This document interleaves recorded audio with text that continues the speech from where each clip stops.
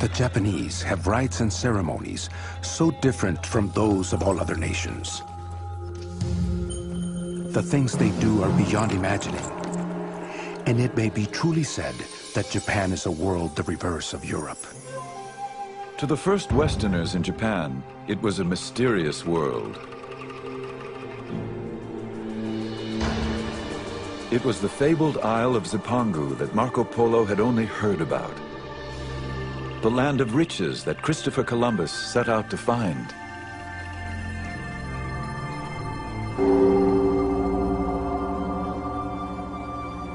When the Portuguese arrived in Japan in 1543, they encountered a country embroiled in civil war.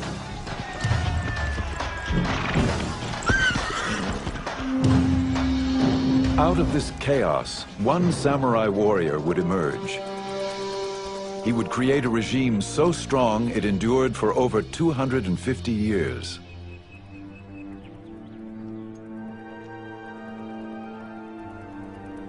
Witnesses to this world, both Western observers and Japanese, wrote of these changing times. Theirs is a story of flowering culture, of poetic ritual, and of rigid power struggles. It is the saga of opening trade with Europe and then closing its doors to the West. These are the memoirs of Japan's secret empire.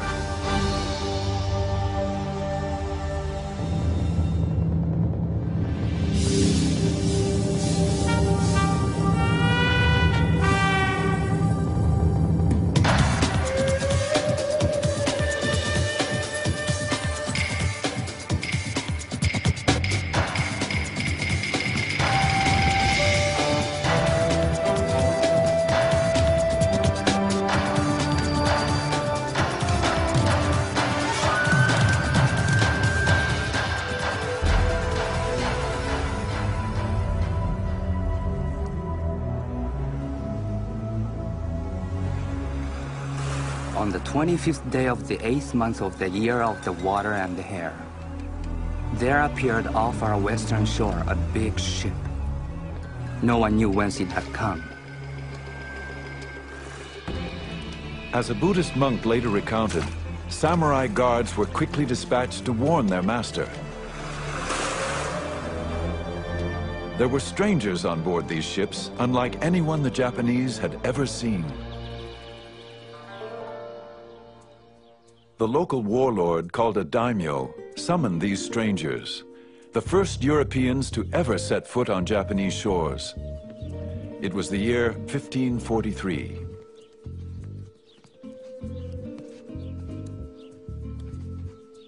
When these Portuguese merchants arrived, the daimyo was intrigued by their peculiar, unknown weapons. The Japanese always liked novel things, new things, a fad, so to speak. And so they were very, very interested in the Europeans.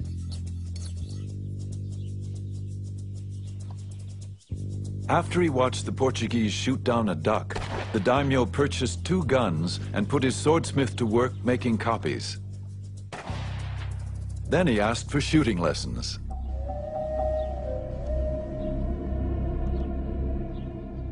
These first Europeans, their guns and their religion, would have unforeseeable consequences.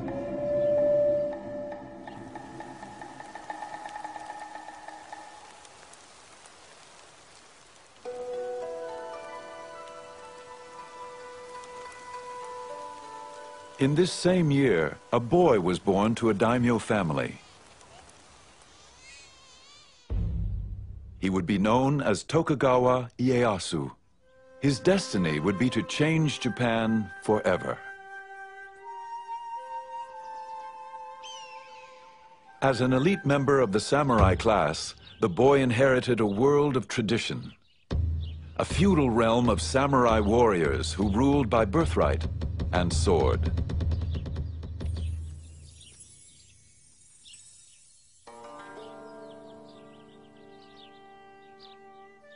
The son of a daimyo lord, Ieyasu would soon have to give up children's games for the politics of war.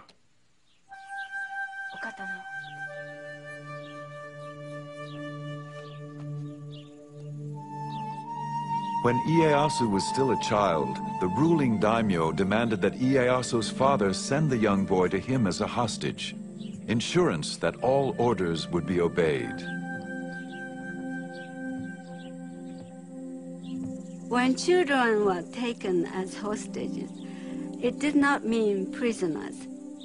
This was all part of the political negotiation in which alliances had to be formed because no one trusted no one else.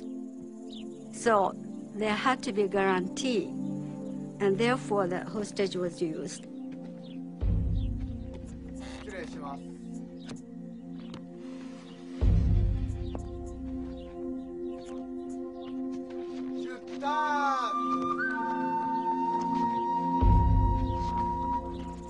As a hostage, the young samurai boy traveled in the style befitting his daimyo rank.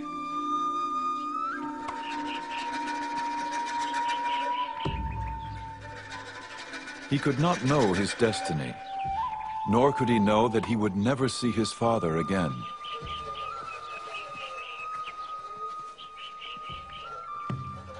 He would grow up a hostage, his life captive to the turmoil of civil war.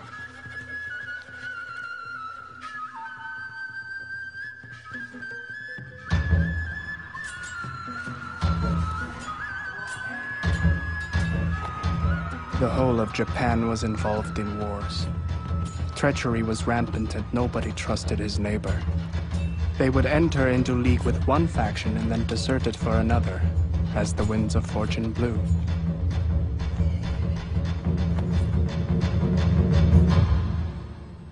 João Rodrigues, an eyewitness to these perilous times, was one of the first Portuguese to arrive in Japan. He came as a cabin boy of 15 and would soon become a Jesuit missionary.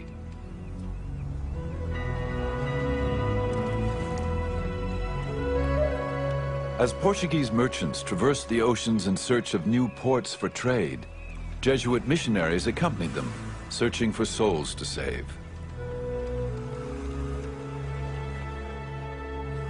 The Jesuits were young and dedicated, braving the hardships of the dangerous 2-year voyage to reach Japan, a country which they considered ripe for conversion.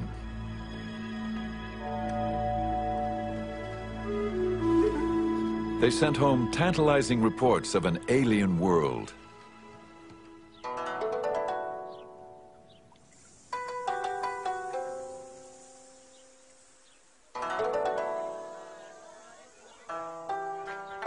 Everything is so different and opposite that they are like us in practically nothing.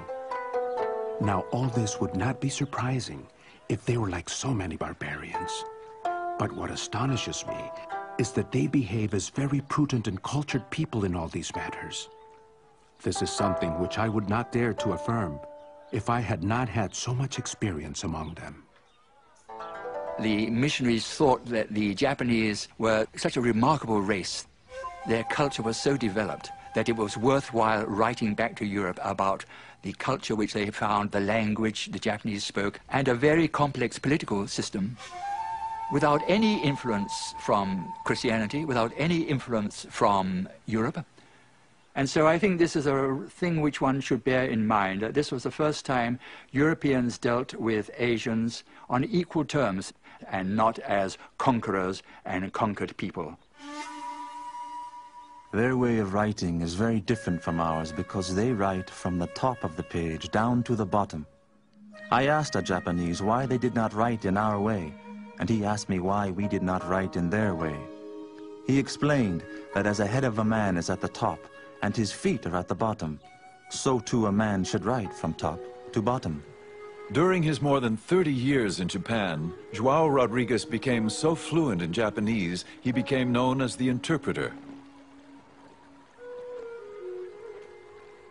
His work allowed him to observe all levels of society, from the highest daimyo warlords to the lowest Japanese farmer.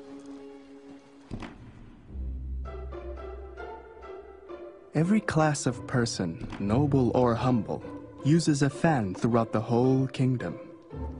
People who have business matters and other things which they wish to remember, write them down on their fans. They are always carrying these fans about in their hands, opening them, shutting them, and looking at them. Nobody would go out into the street without one.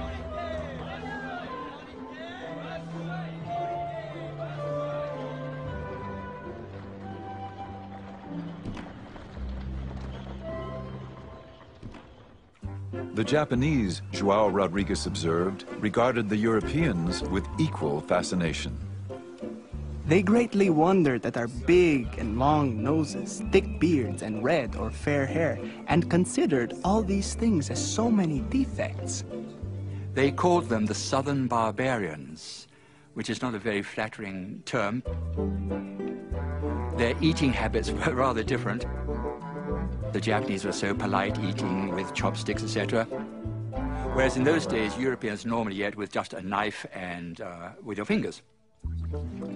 And then, of course, most of the Japanese take a bath every day, whereas Europeans, I'm afraid in those days, went for months and months and months without taking a bath. And to some extent, they deserved the epithet of barbarians. But however they were regarded, the missionaries were determined to stay in Japan. Our only desire was to preach and proclaim the law of the Creator. Even if there were only one Japanese Christian in the whole country, any missionary would spend all his life here just for the sake of that one person. These men were very, very zealous, and the conditions were rather good for the conversion of people to Christianity. When you have bloodshed, revolutions, fighting, battles, death in large numbers, obviously people's thoughts do tend to go to the next life. In little more than 50 years, these missionaries established over 200 Catholic churches, primarily in southern Japan, and converted up to 250,000 Japanese.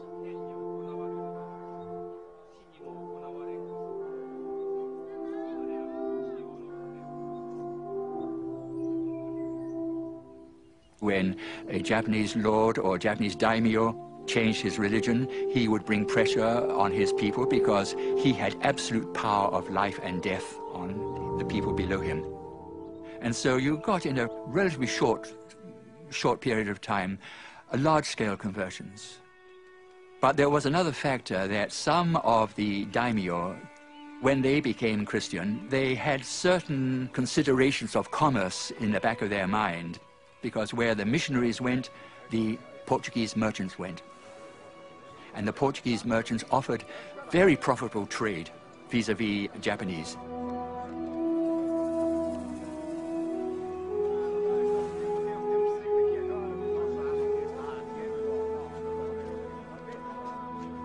Commerce and religion intertwined. Some Japanese profited, while others watched with growing concern, convinced of Christianity's threat to their power. Merchants and missionaries, these early Europeans had set a course which would eventually run into unexpected consequences.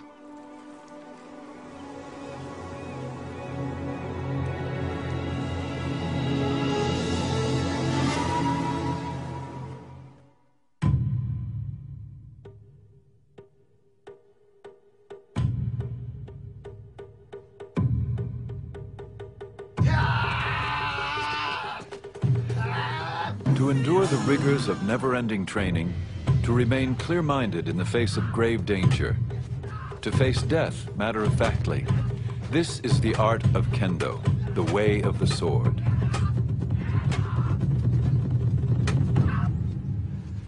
Master swordsmen taught young samurai the skills of sword fighting and the traditions of a samurai code of honor. This was the education the young Ieyasu would receive, even as a hostage. When you took a hostage in a certain class, they were usually treated very cordially, and they were given education just as they would be given at home. He probably had a very stoic, Spartan kind of education, taught military skills, martial arts, and Chinese classics, Japanese classics. The entire life of Ieyasu was that of patience and forbearance, people say.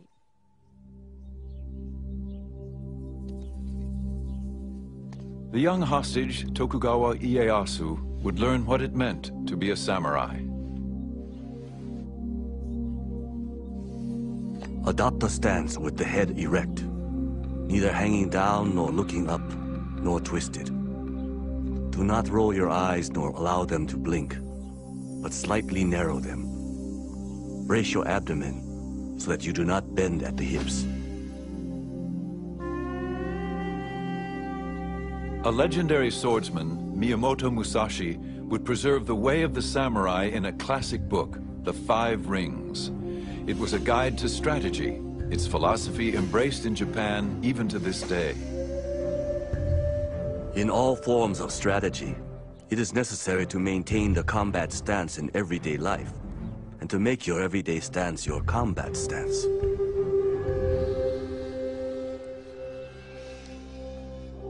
At age 15, Ieyasu entered manhood and earned the right to carry the two swords of the samurai.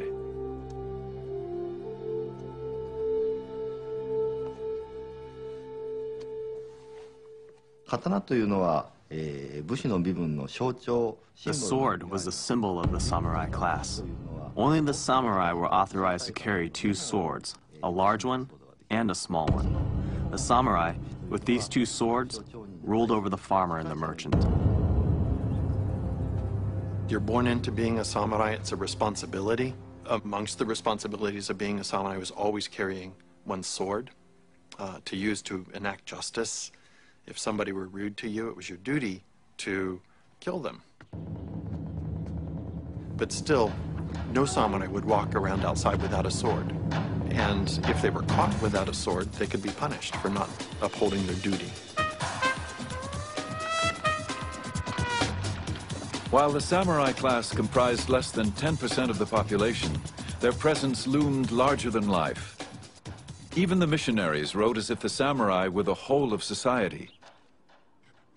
They carry a sword and dagger both inside and outside the house, and lay them at their pillows when they sleep.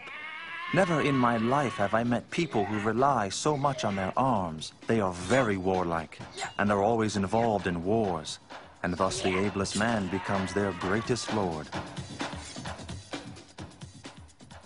It was not only the men who swore to uphold this ideal. Samurai women were also trained to protect their family. The most important thing about samurai's daughters or wives was never to forget the honor and the pride as samurai's daughter. In crisis, they had to be prepared to kill themselves rather than be shamed, disgraced by the enemies.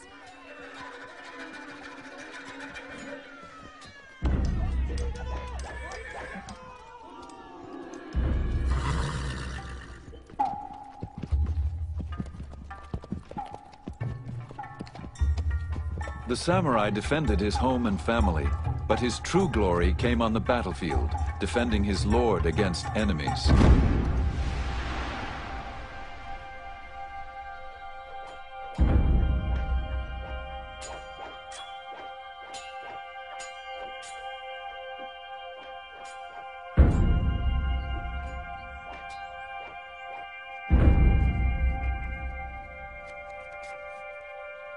The samurai dressed carefully for combat. The finely stitched fabric and leather appeared elegant, even fragile. Unseen were the tightly woven plates of steel. Much like his protective armor, a warrior's refined appearance concealed his impenetrable inner core. This ethic, preserved in writings of the samurai, would prepare the warrior to meet life and death with honor.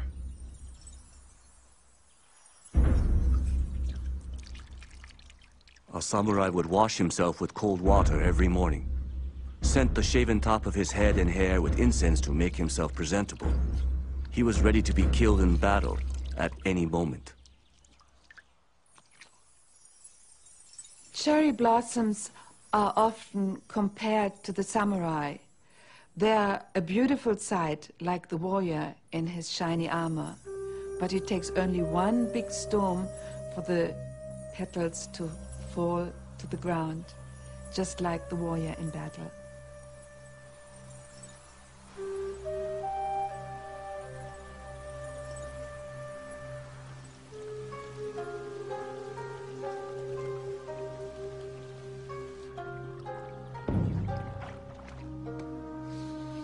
For samurai, as important as knowing how to kill was knowing how and when to die. In the battlefield especially, your last moment of life, you have to show your control. The controlling your body, controlling your destiny, fate, is the indication of your internal strength. So it's the last moment that you have to stage your death. Seppuku, or harikiri, is the ritual of suicide as practiced by samurai. A samurai warrior carried two swords on his hip, a long one and a short one. The short sword was for cutting open his abdomen. Why would a samurai cut open his abdomen? Well, Japanese, especially samurai, believe that the heart was in the belly. They believe that whether their heart was pure or impure would be revealed when they disemboweled themselves. From the death poem to the final thrust of the dagger, seppuku is a ceremonial ritual of suicide ensuring an honorable death.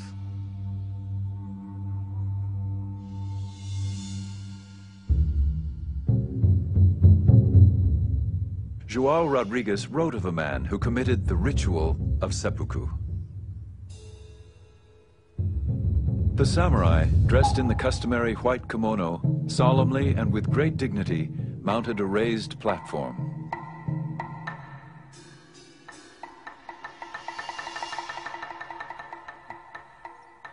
Then, in a loud voice, he told them to watch him carefully as he cut himself open.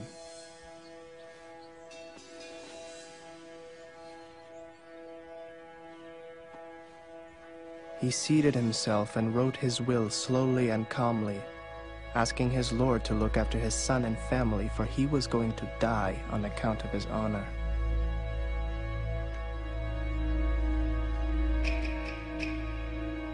He bade farewell, and then in front of them all, he fearlessly cut his belly. And so he died. This sort of thing often happens.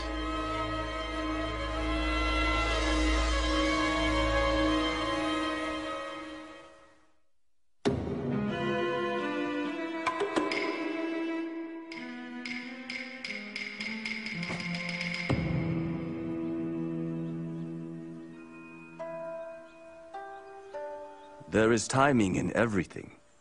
Timing in strategy cannot be mastered without a great deal of practice. There is timing in the whole life of the warrior, in his thriving and declining, in his harmony and accord. These are the enduring principles which guided the life of the samurai warrior. For Tokugawa Ieyasu, patient strategizing would become his most powerful weapon. He was now of age, 18 years old and married with 2 children, but he was still a hostage of the ruling daimyo warlord.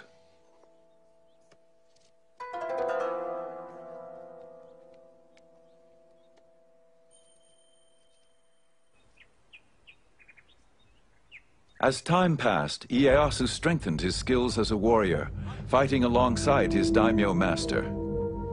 When his master was killed in battle, Ieyasu was finally free to determine his own destiny. Ieyasu was put in a position to have to make a decision at some point, whether to go along with the hostage family, but at all times he never forgot his ambition to go back to his original castle and to regain all the territory that his father's family had, and to expand that, and to go back to his retainers who were faithfully waiting for him.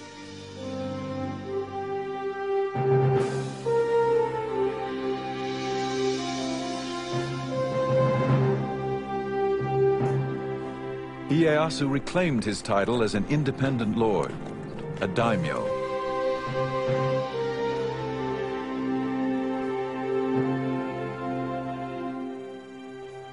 He returned to his family estate.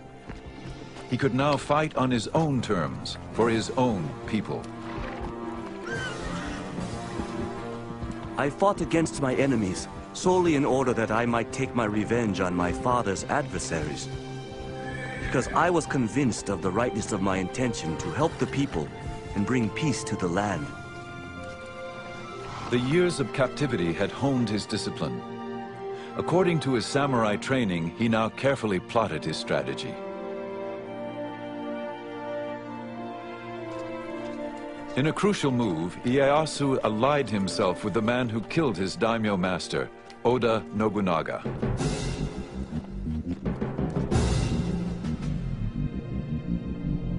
Nobunaga had become the most powerful warlord in Japan, feared and ruthless. The missionary João Rodrigues documented Nobunaga's campaign to unify Japan. Nobunaga was the first to begin cutting through the thick forest of wars and discord in Japan.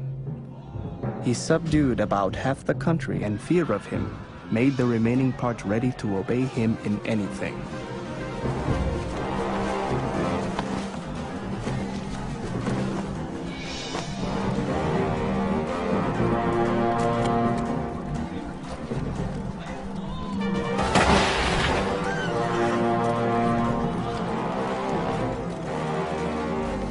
In the Battle of Nagashino, Nobunaga armed 3,000 of his foot soldiers, 3 ranks deep.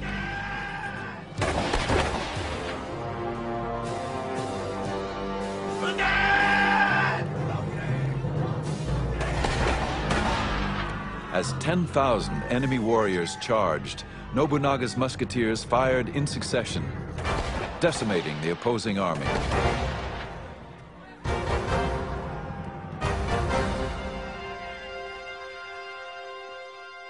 Nobunaga's innovations in the use of firearms completely changes the face of samurai warfare. The old idea was where you would have 2 samurai meet on the field of battle. They would shout out their names and their lineages, where they were from. Sometimes one would ride out in front of all these troops and challenge someone to come and defeat him. So it was very manly. It was imbued with the ideal of valor.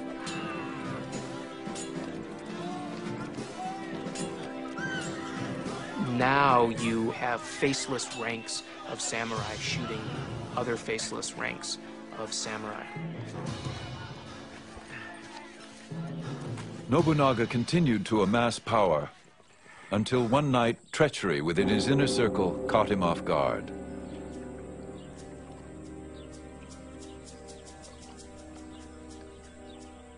A missionary was nearby. Some Christians came just as I was vesting to say an early mass and told me to wait because there was a commotion in front of the palace. We'd once began to hear musket shots and see flames. We learned that it had not been a brawl, but that one of his generals had turned traitor. Some say he cut his belly, while others believe that he set fire to the palace and perished in the flames.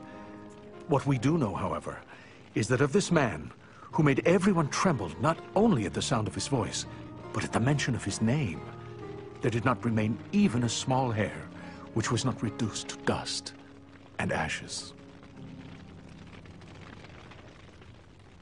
As the flames burned, Nobunaga's loyal general, Toyotomi Hideyoshi, seized the moment. Hideyoshi immediately springs into action, murdering the murderer of his own lord, which then gives him the right, in essence, to claim leadership of Nobunaga's vast coalition of armies.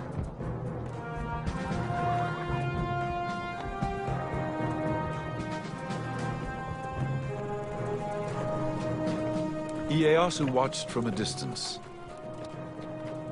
Would he subordinate himself to Hideyoshi's command? Or was it time to fight for control?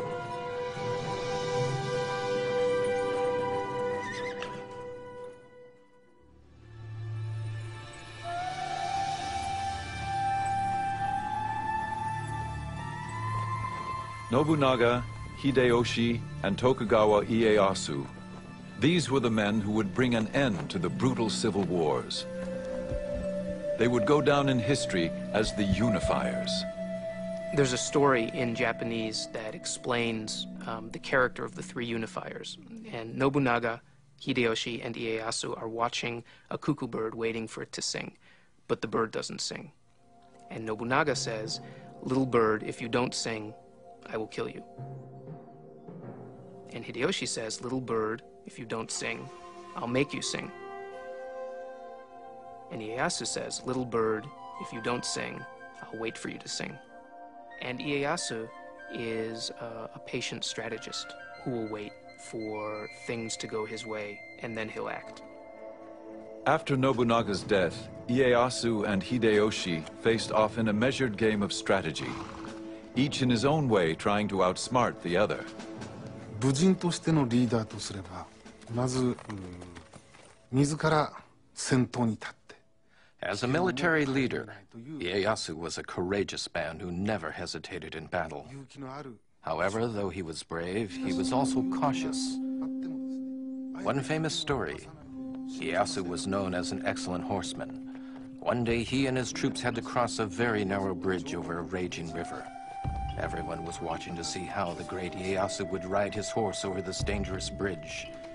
To his men's surprise, Ieyasu dismounted, took the horse's reins in his hands, and carefully led the horse over the bridge to the other side of the river.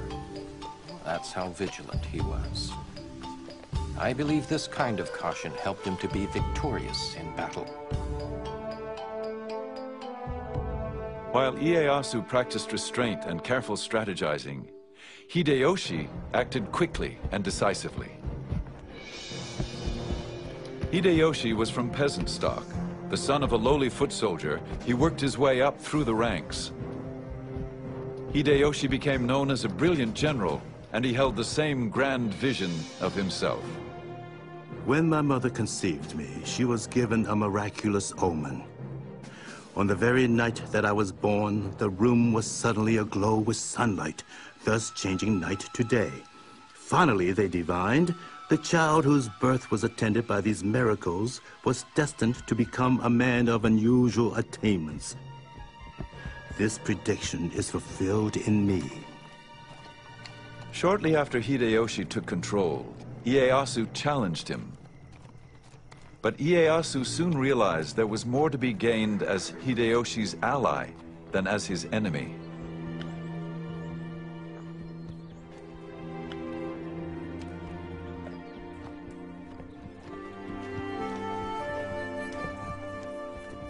Hideyoshi rewarded Ieyasu for his loyalty with a vast domain of land and ordered him to make his headquarters in the remote fishing village of Edo, 300 miles east of Hideyoshi's castle in Osaka.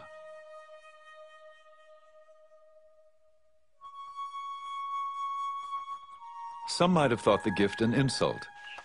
But in Edo, the village that would later become Tokyo, Ieyasu busied his troops building a massive 5-story castle fortification.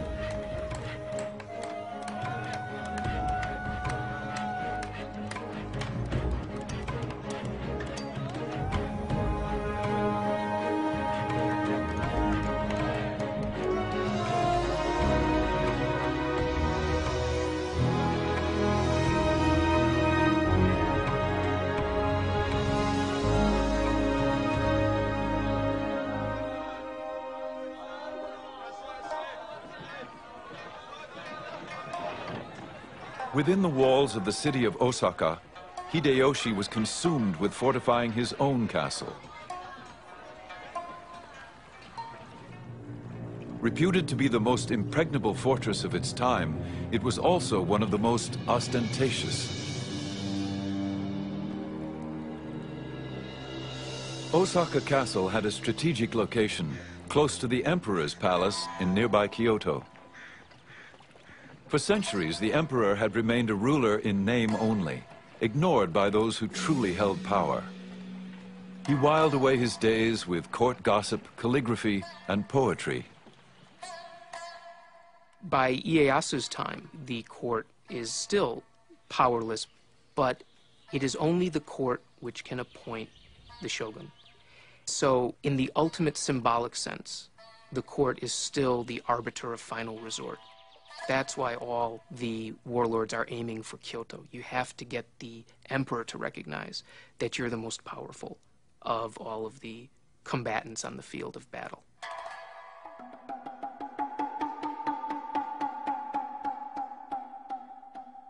Hideyoshi curried the emperor's favor, inviting him to no plays and musical performances. But the emperor would not grant this warrior of peasant stock the title of shogun.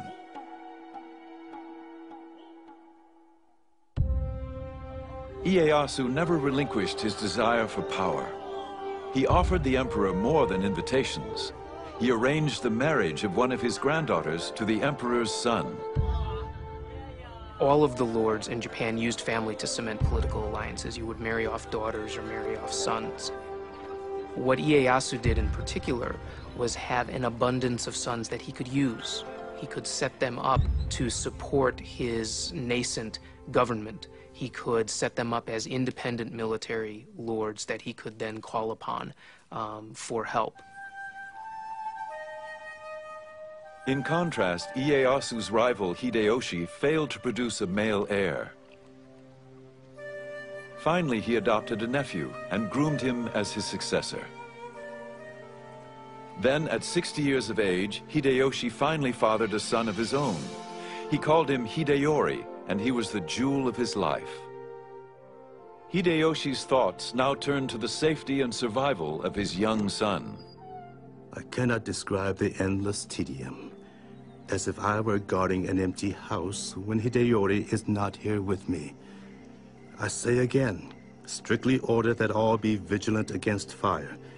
Each night have someone make the rounds of the rooms 2 or 3 times. As Hideyoshi obsessed over his own son, his adopted son, now an adult, was in peril.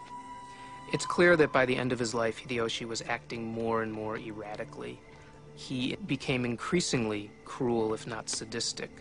Then when he finally, in his final years, produced an heir of his own, he ordered this adult male who had been his heir to commit suicide. Hideyoshi then ordered his adopted son's entire family put to death. A missionary recounted. They were drawn along the streets in carts to the open view of the world. 31 ladies and gentlewomen, with the 2 sons and 1 daughter of his adopted son, the oldest of whom was not more than 5 years old. All their bodies were thrown into a pit, over which was built a little chapel with a tomb in it, with this inscription: "The tomb of the traitors."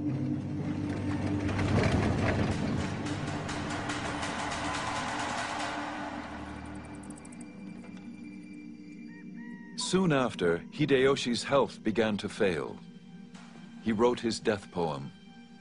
Ah, as the dew I fall, as the dew I vanish. Even Osaka Fortress is a dream within a dream.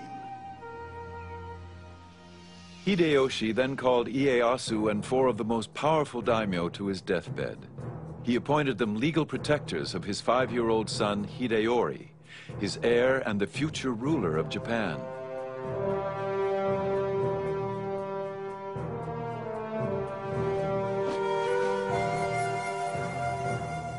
Ieyasu pledged to protect the boy with his own life, a pledge that would become very difficult to keep.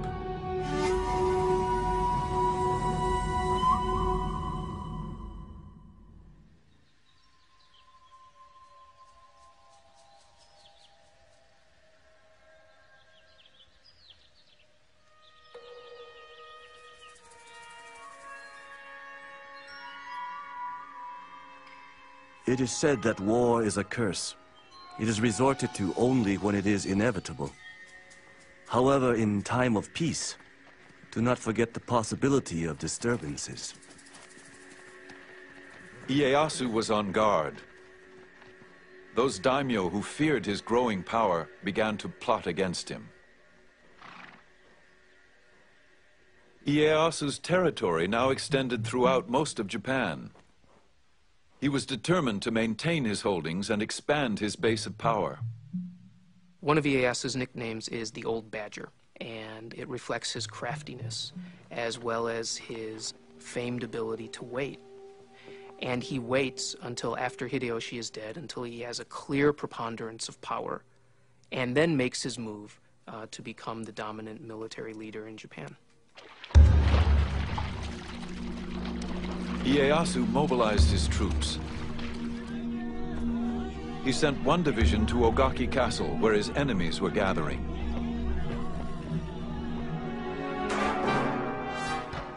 When the battle began, women and children rushed to safety. Ieyasu sent a large force to lay siege to the castle, and they fought day and night. One of the young girls at the castle later told her family of the terrifying experience. Mothers, concubines, and daughters all stayed in the tower and cast bullets.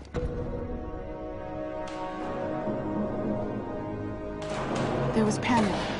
A bullet struck my younger brother, killing him on the spot. It was a cruel sight. Indeed, it was. We felt as if we should die.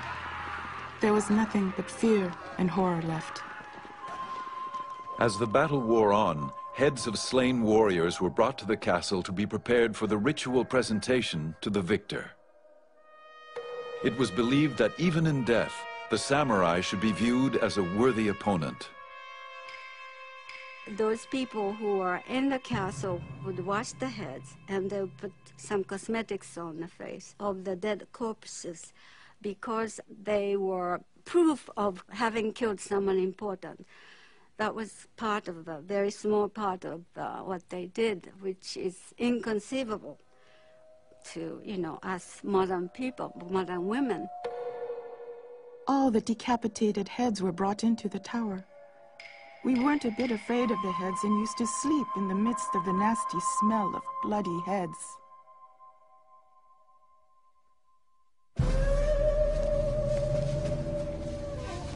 Victorious at Ogaki Castle, Ieyasu's troops now pursued the rebellious daimyo and their armies. They faced off in a narrow valley just west of the village of Sekigahara. This would be the battle that changed the course of Japanese history. Ieyasu set up his command post atop a hill overlooking the valley, waiting through the night for the rest of his armies to arrive. At dawn, Ieyasu's attendant physician hastily noted in his journal, "Slight rain. Dense fog in the mountain valley. Can't see. Barely made out enemy banners. On horseback, Lord Ieyasu made out their positions. Estimate distance at 2.5 miles. Ieyasu was outnumbered, with only 50,000 troops challenging his enemy's 80,000. He waited for his son to arrive with reinforcements.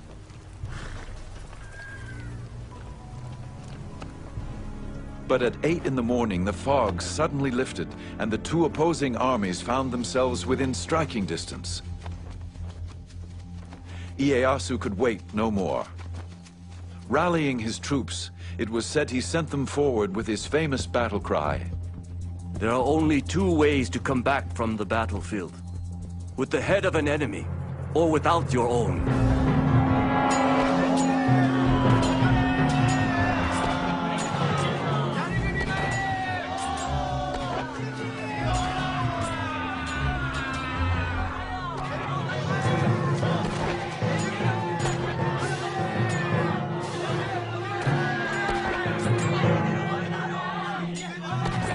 Ieyasu watched as his troops faced what seemed insurmountable odds.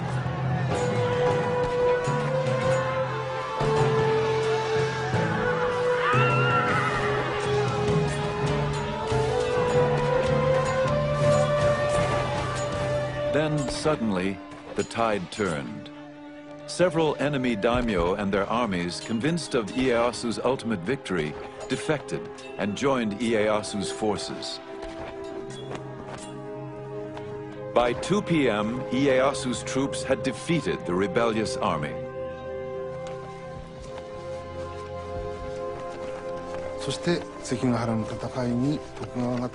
Tokugawa's victory at Sekigahara brought an end to the warring states and signaled the beginning of a new era. That's the significance of the Battle of Sekigahara. In recognition of Ieyasu's power, the emperor awarded him the title of Shogun, the barbarian-subduing generalissimo. Tokugawa Ieyasu now had the authority to rule Japan in all military matters.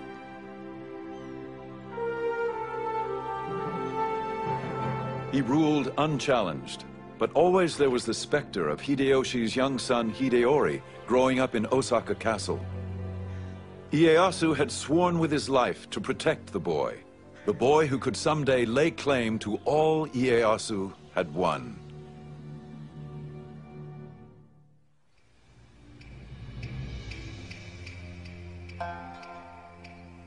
As the young boy Hideyori approached manhood, a daimyo warned, "Although he is Hideyoshi's heir, Ieyasu would never let him rule Japan. Sooner or later, some ambitious character will foment rebellion in his name. And even if Hideyori knows nothing about it, he will be blamed and forced to commit suicide to the grief of Hideyoshi's ghost." Now, the Tokugawas had no divine right to rule Japan. They ruled Japan because they were the most powerful, they had the most money, they had the most soldiers, but they had no divine right. And there were many other powerful daimyo, especially in the West, the Christian daimyo. And so, if there were any philosophy, any political movement that would bring these daimyo together as a coalition against the Tokugawa family, that was very dangerous.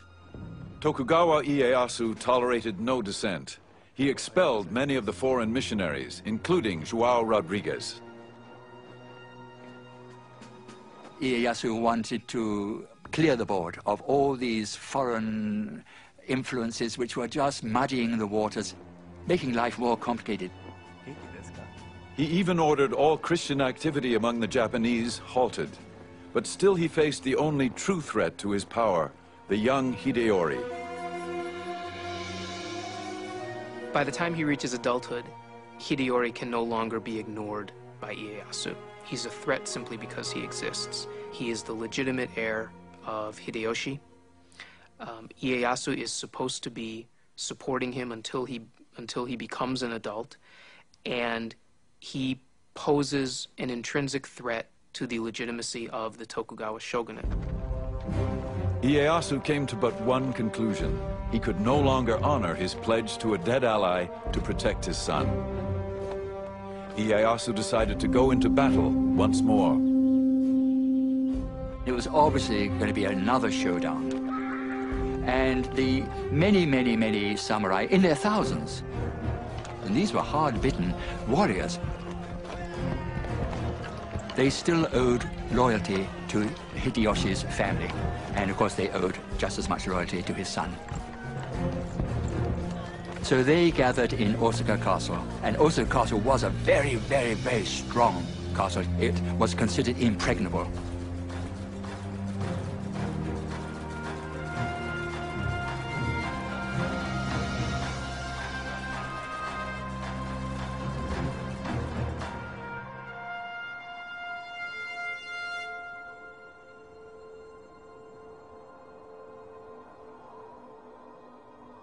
In the winter of 1614, Ieyasu accused Hideyori of subversion and ordered his troops to advance against Osaka Castle.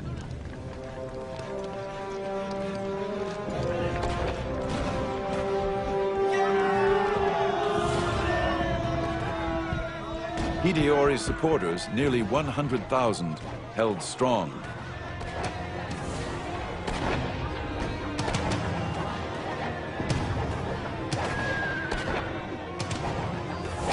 Ieyasu retaliated with a devious plan.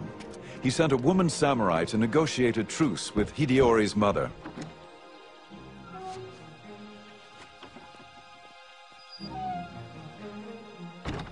Ieyasu offered a safe haven for Hideyori's garrison if in return he agreed not to mount further rebellion against Ieyasu's rule. To prove his intentions, Ieyasu signed the pledge in blood. Hideyori's mother convinced her son to accept the offer. Ieyasu's ploy had worked. As soon as the fighting stopped, Ieyasu began to fill in the moats of Osaka Castle, the deep moats. And the people in the Osaka Castle protested a lot. That was not in the agreement. But that didn't matter. They filled in the moats. And once the moats were filled in, then Ieyasu's troops would storm into the castle. And there was a dreadful slaughter.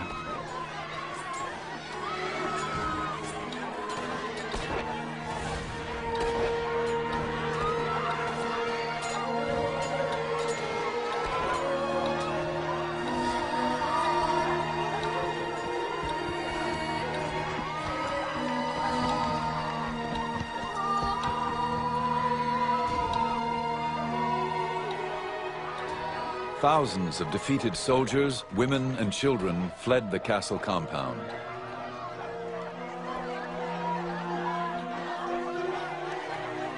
A European merchant recorded the event in his journal. We had news today that Ieyasu hath taken the fortress of Osaka and overthrown the forces of Hideyori. They say that taking of this fortress hath cost about 100,000 lives, and that no dead man of account is found with his head on, but all cut off. Ieyasu's army set the castle on fire.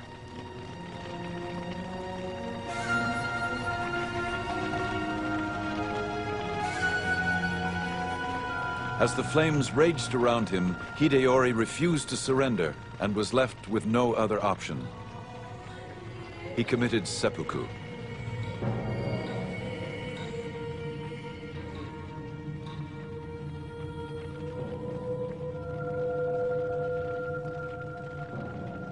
There's one big problem with killing Hideyori, however, and that's that Ieyasu was supposed to be his supporter.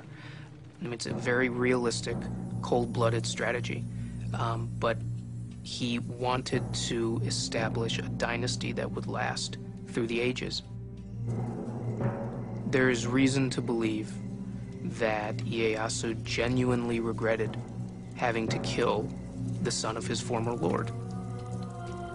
Ieyasu is said to have paid penance by writing the name of the Buddha 10,000 times on scrolls of parchment.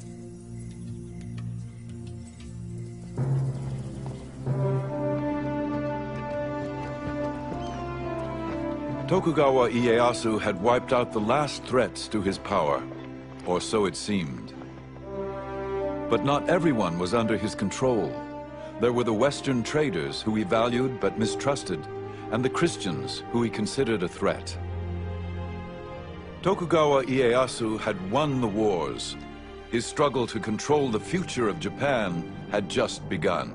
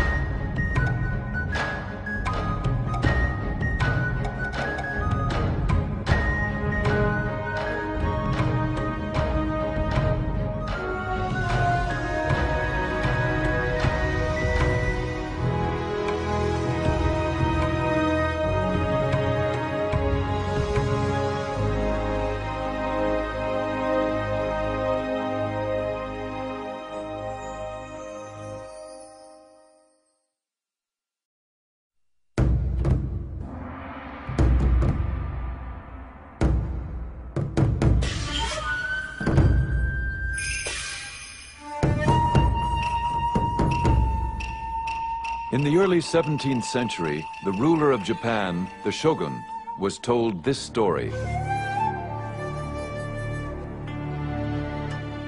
One day, the king of the Portuguese said to his council, "Far to the east lies a country called Japan, and it abounds in gold and silver. Why should not that land be added to my domains? The best way to make ourselves masters of the land is by means of our religion, and then send in the army." The shogun, Tokugawa Ieyasu, and his legions of samurai warriors were undaunted by stories of foreign invaders. He was a strong leader and had brought peace to the war-torn nation.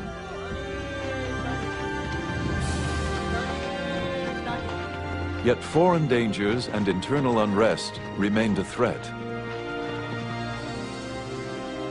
As Japan deferred to the will of the shogun, eyewitnesses wrote of these remarkable times. These are their memoirs of Japan's secret empire.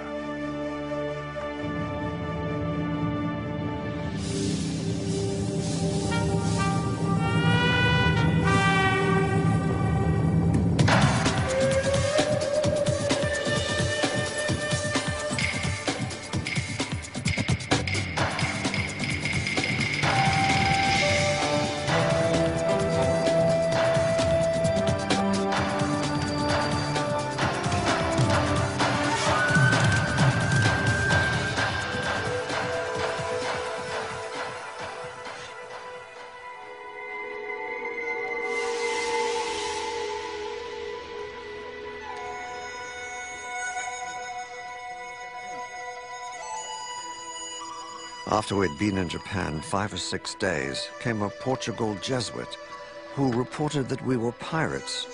We looked always that we should be set upon crosses, which is the execution of this land.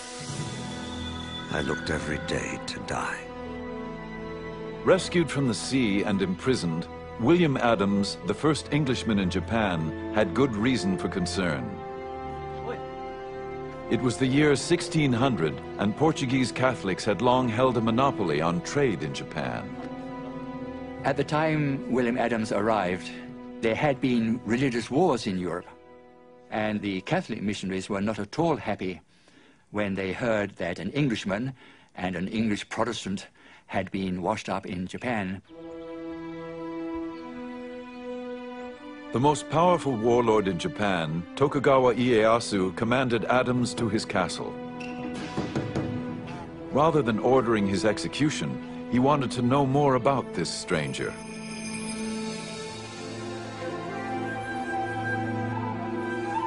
The summons was highly unusual, as only the highest-ranking officials were ever received by the great man himself.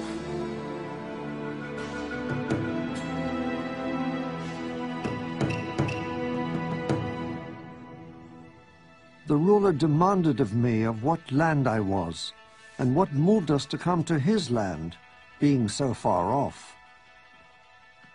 I showed him the name of our country, and that our land desired friendship. It appeared that Ieyasu was interested in more than friendship. He asked whether our country has wars. I answered him, yea, with the Spaniards and Portugals. He asked me diverse questions of my religion and what way we came to the country. From one thing to another, I abode with him till midnight. As the meeting came to an end, Adams dared to make a parting request on behalf of his Dutch employers. I desired that we might have trade with your country, the same as the Portugals and Spaniards. To Ieyasu, this was welcome news. Ieyasu valued trade with the Portuguese and Spanish merchants, but was wary of their Catholic missionaries who preached obedience to a God more powerful than he.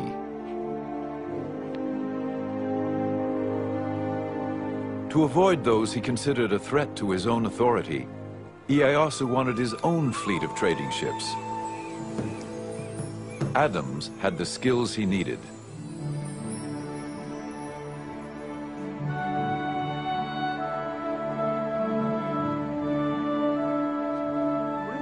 The English pilot had apprenticed as a shipwright.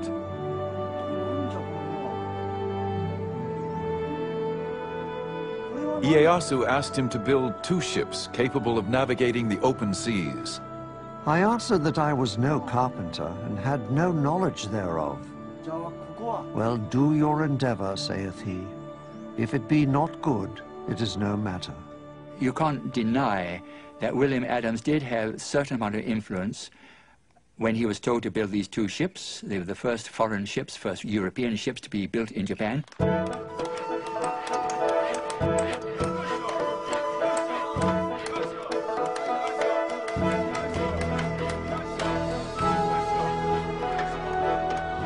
They were built with Japanese workers, of course, under his supervision.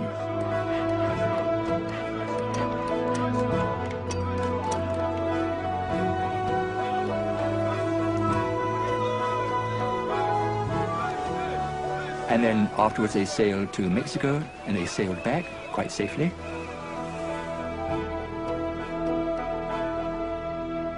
Ieyasu now had the leverage he desired. When the Catholic missionaries continued to gain converts and create problems, he expelled them. Life was complicated enough without these pesky foreigners interfering. And so that probably was the reason why he did not want Christians in Japan. Ieyasu replaced his Catholic interpreter with William Adams, who had been quick to learn Japanese. He was a Protestant, of course. Ieyasu knew that he had no interest in helping the missionaries, and so he was rather a valuable man to have around. Ieyasu still wanted to trade with the West, but on his own terms.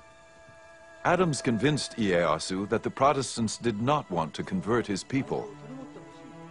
Ieyasu soon made him his commercial agent, and Adams negotiated especially favorable terms for the growing Dutch East India Company. The Hollanders be now settled, and I have got them trading privileges as the Spaniards and Portugals could never get in their 50 years in Japan.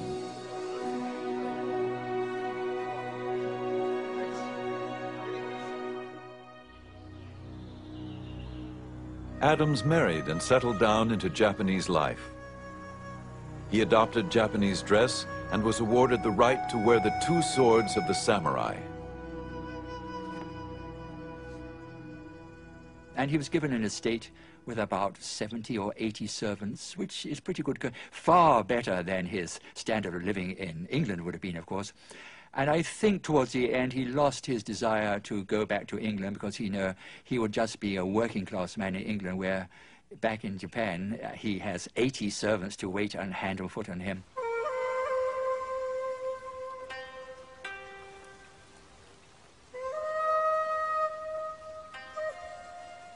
It was possible that Adams visited Ieyasu at his tea house for intimate conversation away from the politics of the court.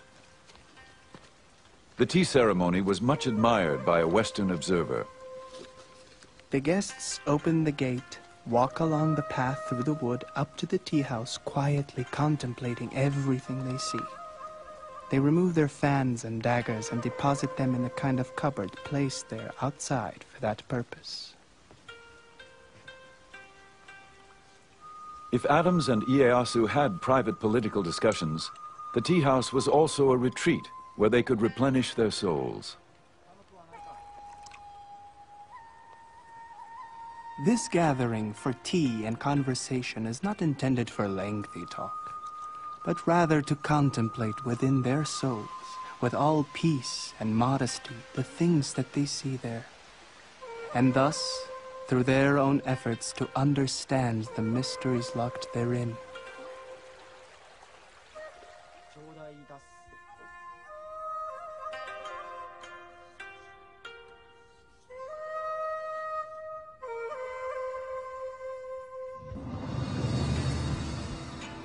For Ieyasu, unsettling foreign influences could jeopardize the peace he worked so hard to forge. But the biggest challenge would be to maintain control of the 260 fiercely independent warlords and their formidable samurai armies.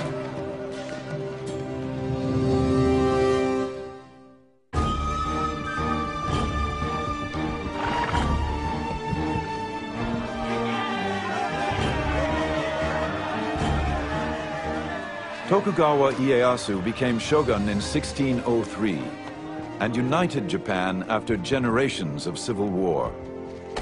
All of the great lords had been fighting for a century. They were tired of fighting. They wanted to secure their own positions.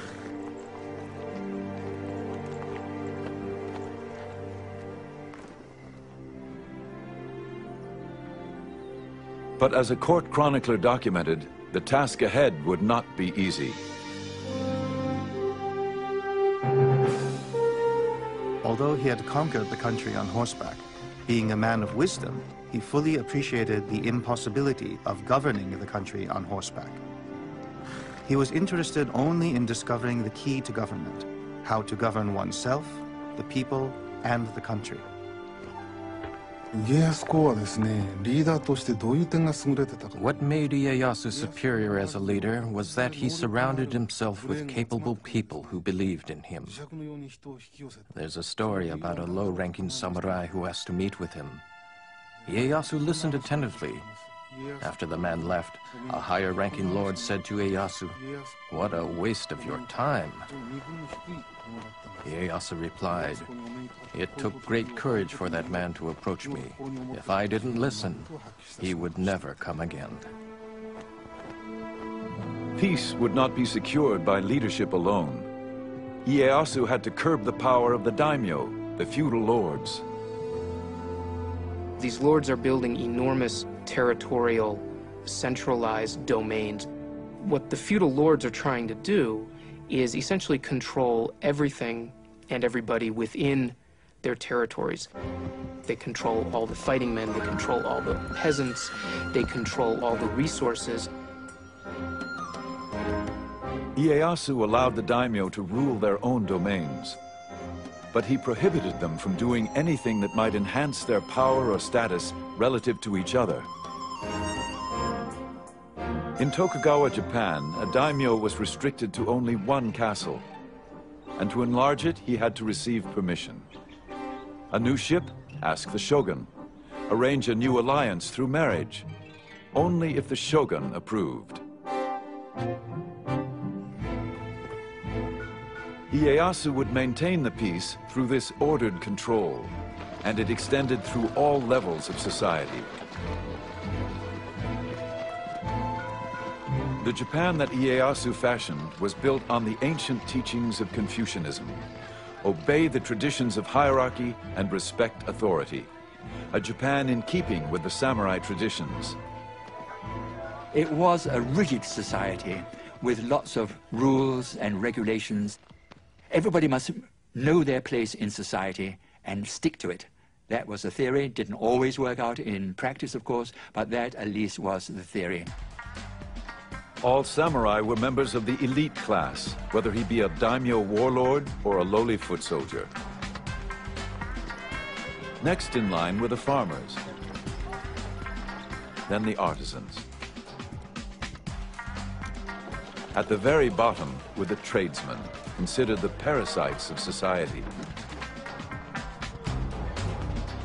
The Tokugawa shogunate would issue many rules to control and maintain the rigid class structure, from what you could eat to what you must wear.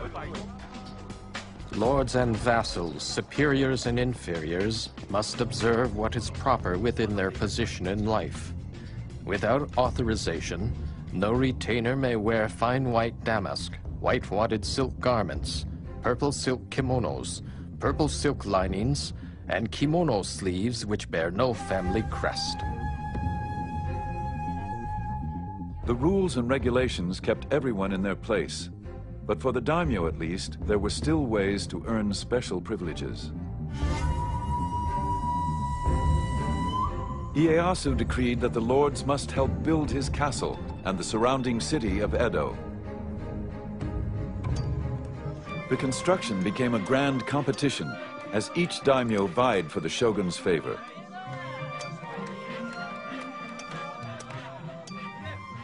Soon they transformed the small castle and backwater village of Edo into a magnificent domain.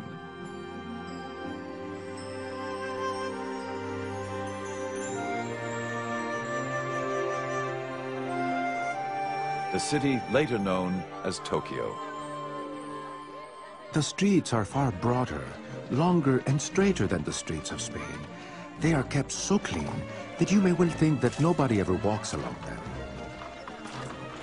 The emerging splendors of Edo were recorded by Rodrigo de Vivero y Velasco, the governor of the Philippines, who had been shipwrecked off the coast of Japan. He spent several months in the capital as a guest of the shogun. What makes this man interesting is that he wrote a report about Japan after he left Japan. And he was a very discerning man. He saw various aspects of Japanese life which other people had not seen. The people live in particular streets according to their trade and station.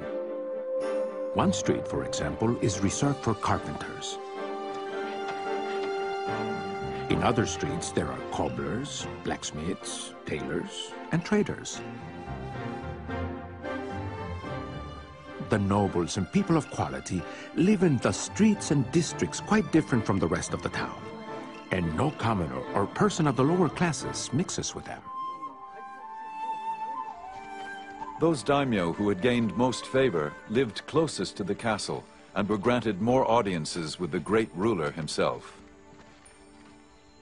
While Vivero y Velasco was in the castle being received in audience by Ieyasu, he saw a powerful daimyo come into the castle to pay homage to Ieyasu.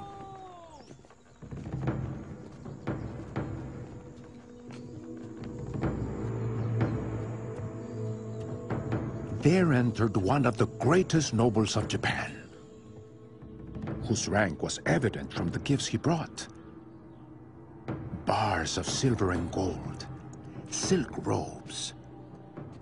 All this was first placed on some tables, but I do not believe the ruler even looked at it. 100 paces from the throne, the daimyo prostrated himself, bowing his head so low that it looked as if he wanted to kiss the ground. Nobody said a word to him, nor did he raise his eyes towards the ruler. And then finally somebody clapped, end of audience. Not a word had been said, end of audience, and he goes out backwards on his knees.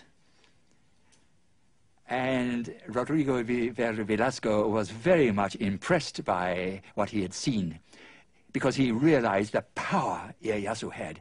Here was a powerful daimyo who had power of life and death in his own region.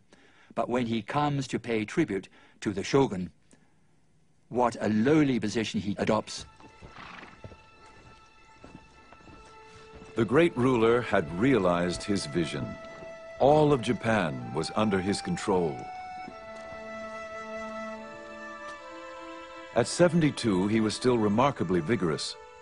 Then, on one of his regular hawking expeditions, he fell seriously ill.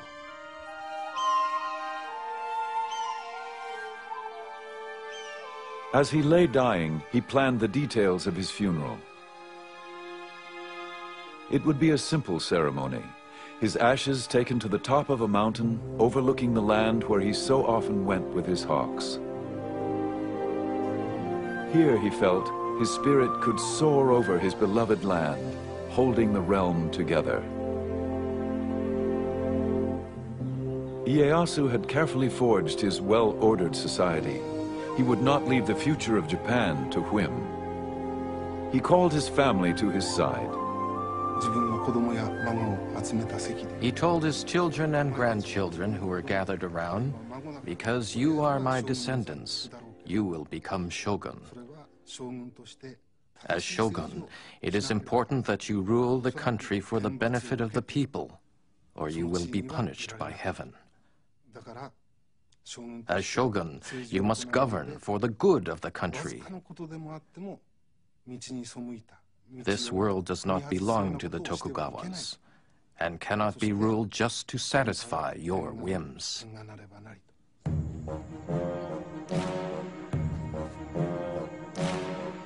Among the family members was a young grandson, destined to become shogun.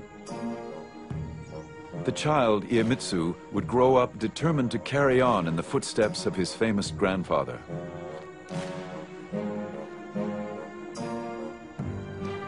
Iemitsu, the third shogun, would keep Japan under Tokugawa rule, using any means necessary.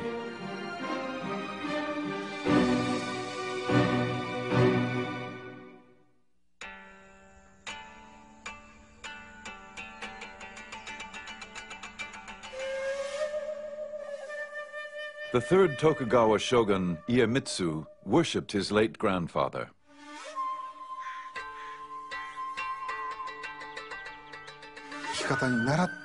He had numerous mystical experiences that whenever he got sick, Ieyasu would appear in his dream, and he would wake up feeling better the next morning. So his respect for Ieyasu transformed into worship.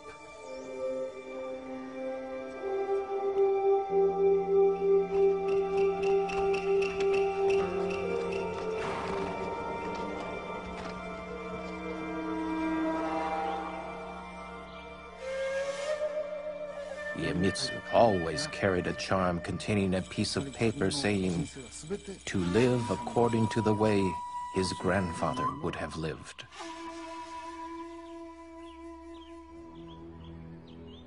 But though Iemitsu tried to emulate his grandfather, his tactics were much more severe. It was reported after he became shogun, Iemitsu summoned the daimyo to his palace.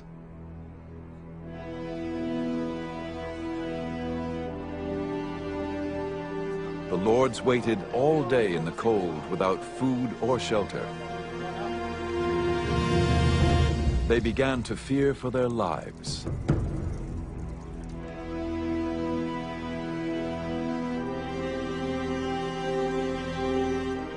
Until at last, they were called into Iemitsu's inner sanctum, where he delivered his ultimatum.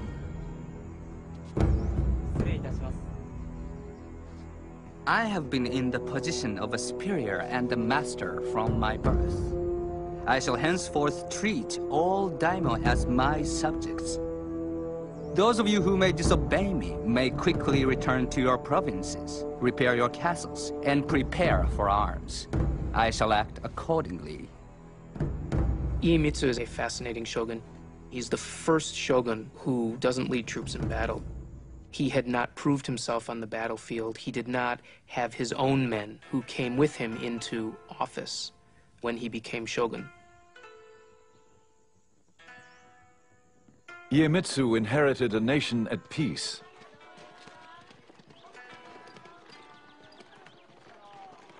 Yet he would rule with an iron hand.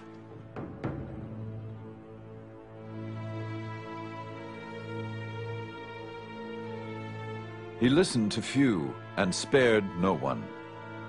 He would not tolerate competition, not even sibling rivalry. He ordered his younger brother to commit suicide.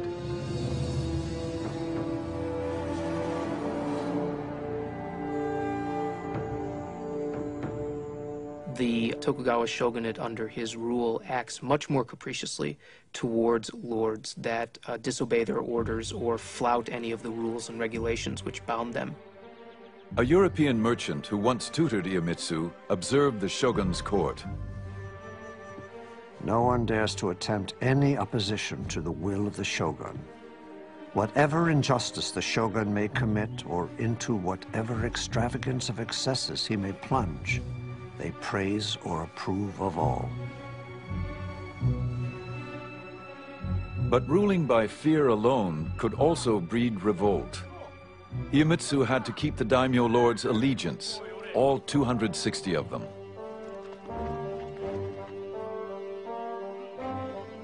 In peacetime, there was no common enemy, no spoils of war to reward the daimyo for their loyalty. Iemitsu had to find some other way to control the daimyo lords. They were commanded to appear at Iemitsu's court in Edo.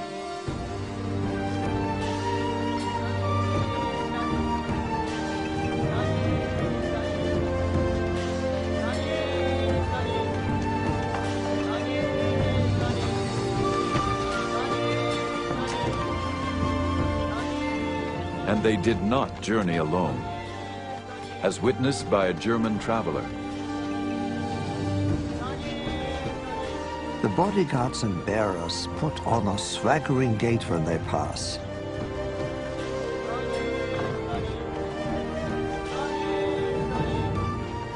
With every step, they kick up their heels nearly to their backsides, and at the same time thrust the opposite arm forward. It looks as if they're swimming in the air.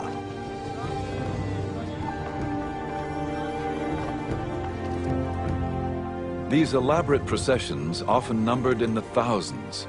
They were part of a system known as alternate attendance. The alternate attendance system had been evolving over the decades of Tokugawa rule, and primarily what it meant is that great lords had to spend part of the year in Edo and part of the year back in their domains. They had to travel back and forth according to strictly set schedules, while their wives and children had to spend all their time in Edo. This was the single greatest administrative control on the outer lords during the Tokugawa shogunate.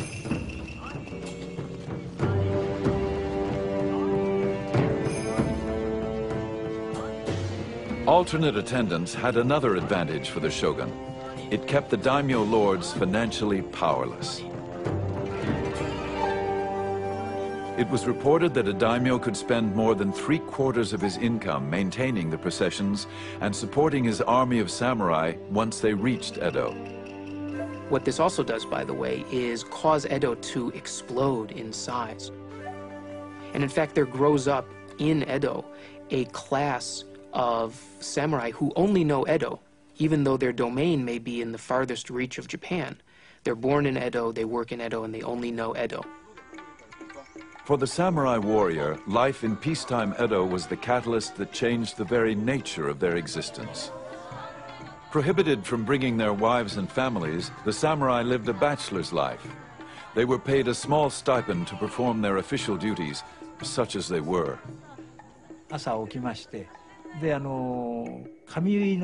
They would get up in the morning and have their hair dressed by a fellow samurai. Then they would go to work on the grounds of the lord's estate. This they would do once every 4 or 5 days. These samurai would work only in the morning and then go home for lunch. At around 2 o'clock in the afternoon, they would go out on the town. It was a life that the once proud warrior could never have imagined. Edo was becoming a city of samurai whose job description was rapidly changing from soldier to bureaucrat. The life of a samurai, they aren't allowed to work. They're given enough money to live on. And mostly what they do is they spend every day at the house of a friend drinking and talking and studying and doing tea and reading books of old war tales and imagining what it would have been like to live in the 1500s. Life in 17th century Japan did not include the hazards of war. Yet peace brought its own perils. Rules and regulations were strict, and the penalties could be severe for any who dared disobey.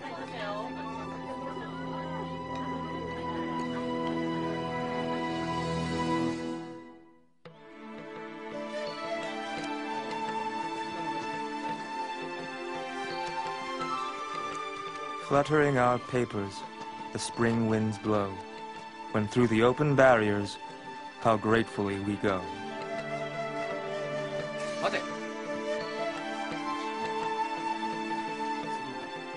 Five government highways led to the shogun's capital of Edo, all with inspection barriers to enforce Iemitsu's laws.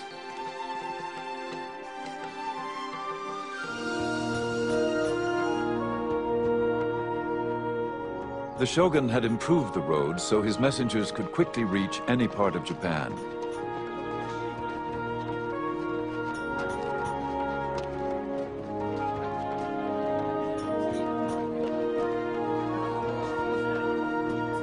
These roads also made it easier for the daimyo and their samurai warriors to travel to Edo.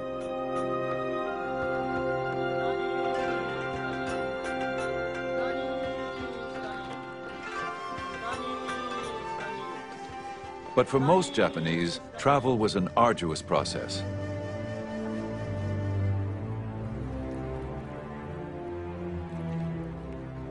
A multitude of rules and regulations monitored who came in and who went out of the city of Edo.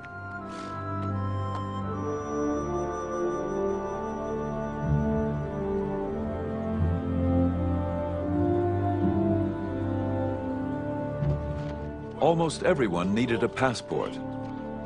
The few exceptions included itinerant performers who proved their identity by showing off their talent, or sumo wrestlers whose girth was ample proof of their profession.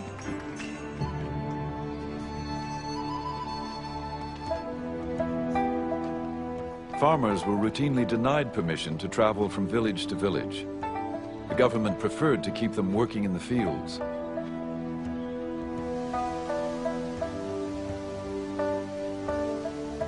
Those without the proper papers often tried to avoid the inspection posts by slipping by on side roads. If caught, there were severe penalties. A traditional Japanese-style punishment meant crucifixion for a man, for a woman, enslavement or enforced servitude.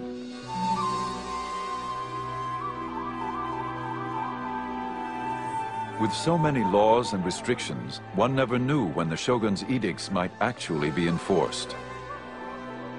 Sort of like a theater of punishment to try to scare people into behaving.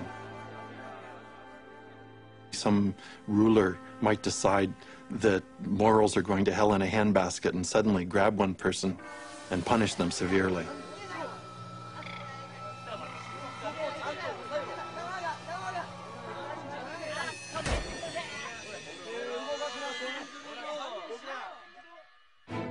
Despite the uncertainty, against all odds, travel grew in popularity. Now that the roads were safer, more and more Japanese began to journey from village to village.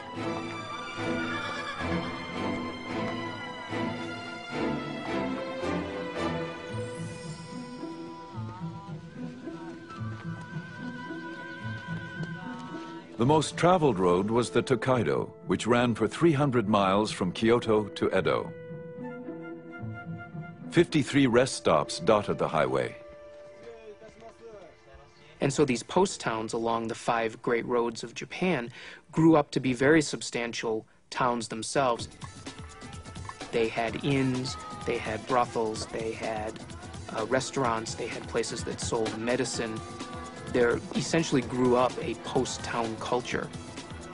People in the Tokugawa period, they were driven by a curiosity. People were beginning to think about Japan as a nation.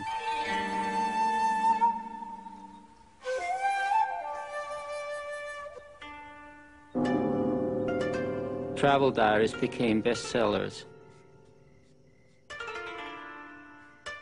Inoue Tsujo was a young samurai woman writer who kept a diary as she traveled the Tokaido Road. A mountain range rises above the clouds, and splashing water gashes over the rocks, making an ear-splitting noise.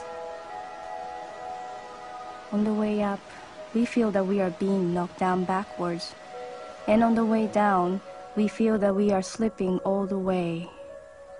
Thus, we are often fearful.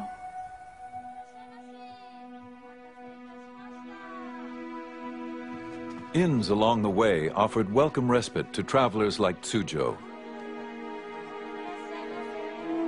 She was on her way to Edo to serve in the residence of a high-ranking samurai. Although Tsujo traveled on official business, accompanied by her brother, she still encountered disturbing difficulties. All travelers faced strict regulations, but women had an especially hard time. It was very difficult for women to travel in the 17th century. Firstly, because they had to get the permission of the household, who usually thought they would be better cleaning and cooking. And women's travel permits were much more elaborate. Many checkpoints wouldn't permit women to pass because women had to have a thorough inspection, they were body searched, and many checkpoints didn't have female officers to conduct that body search.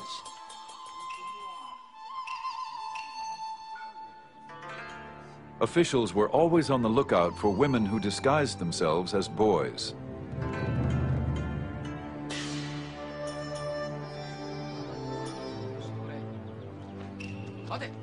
When Suzhou arrived at the barrier station, she was ordered to appear before an older woman guard.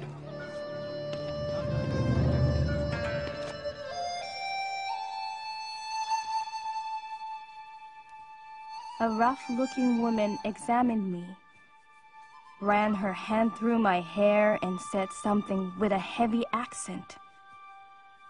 It was very unpleasant, but I had no choice.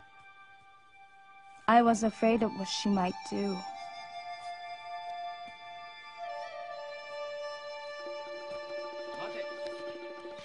At another post, she experienced difficulties due to the wording of her permit. When I presented my official document at the barrier, they refused my passage. Because in the permit, I was only identified as a woman, rather than a young woman with long open sleeves.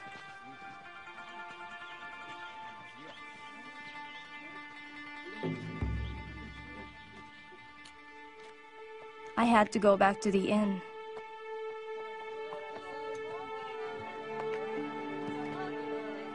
I was heartbroken.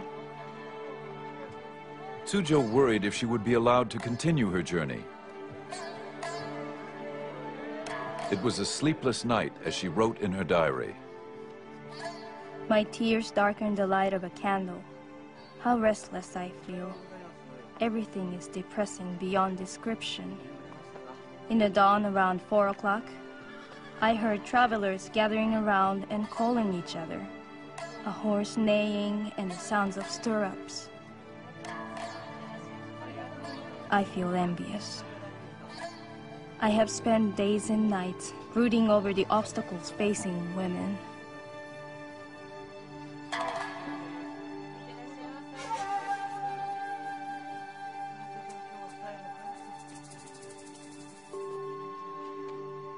Suzhou's plight was not uncommon.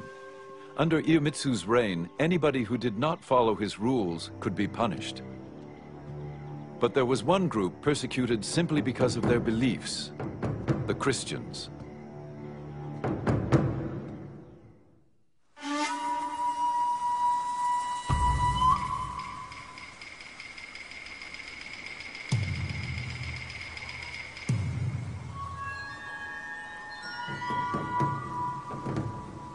The shogun Iemitsu offered rewards for the arrest of any Japanese who preached or practiced the Christian faith. Any informer revealing the whereabouts of the followers of priests must be rewarded accordingly. If anyone reveals the whereabouts of a high-ranking priest, he must be given 100 pieces of silver.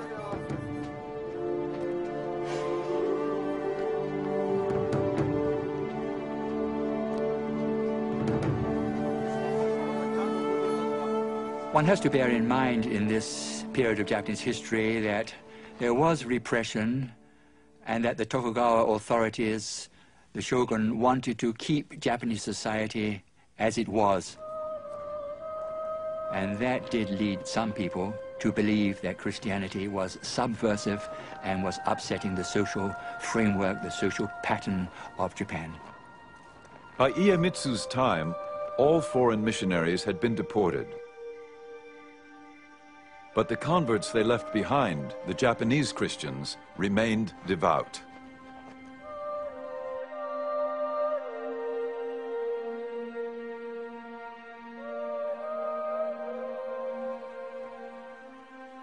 For many of the Japanese Christians, the faith ran very, very deep indeed, especially in those areas where Christianity had really set down roots for 3 or 4 generations. The shogun is a great enemy to the name of Christians.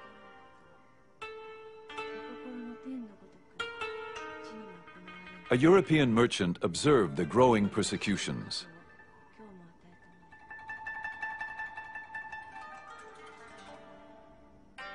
I saw 55 martyred because they would not forsake their Christian faith. And amongst them there were little children of 5 or 6 years old, burned in their mother's arms, crying out, "Jesus, receive their souls."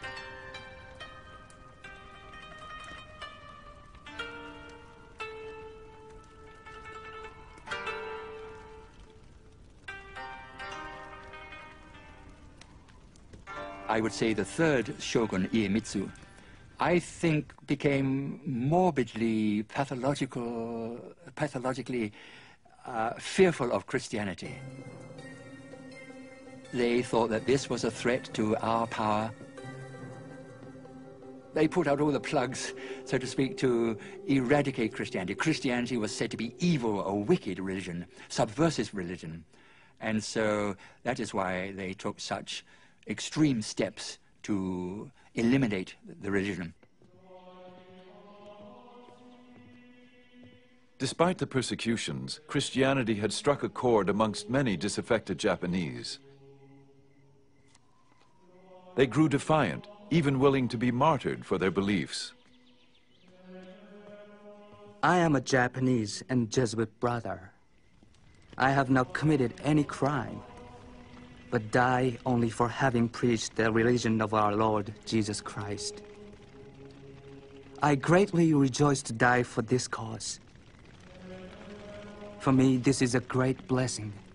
I guarantee and affirm that there is no other way to salvation except by the Christian path.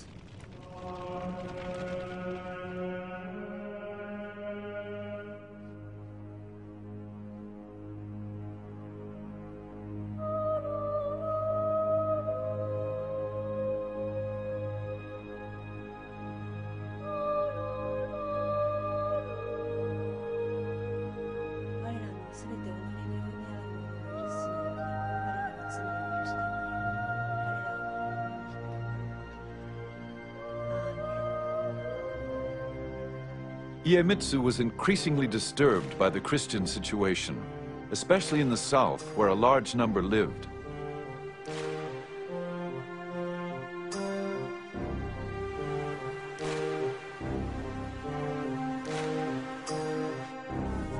Even worse, many of the Christians were former samurai, now forced to work as laborers or farmers.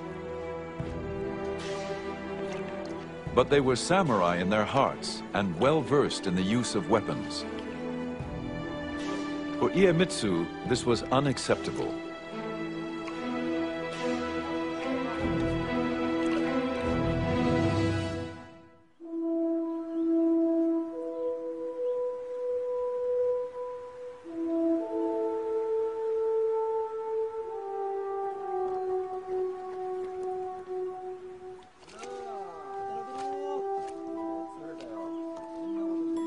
The shogun's iron hand extended to every detail of a peasant's life.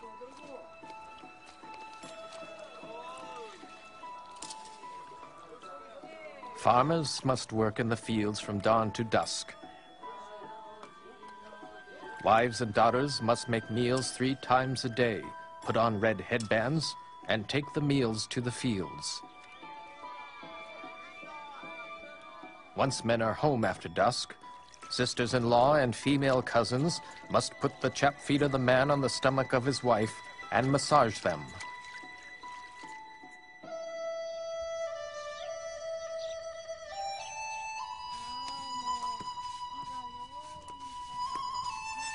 If the shogun's intolerable edicts weren't bad enough, the farmers were also heavily taxed. There were taxes on windows and shelves, a head tax on each newborn child, and a whole tax to bury the dead. The farmers were taxed in rice, the currency of the day.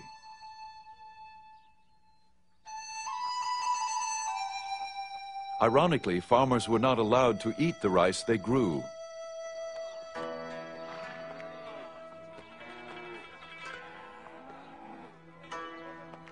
These taxes were collected by the daimyo to finance their elaborate processions to Edo, and to pay the stipends which supported the samurai class.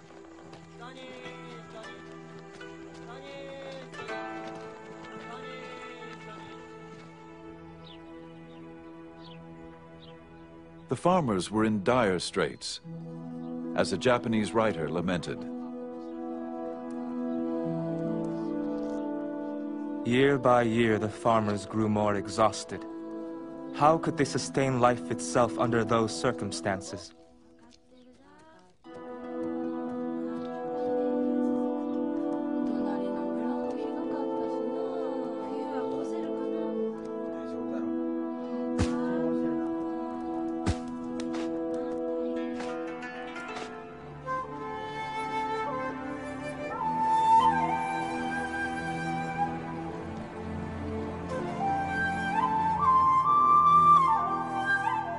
In the Shimabara Peninsula in the far south of Japan, drought and famine further depleted the meager harvest.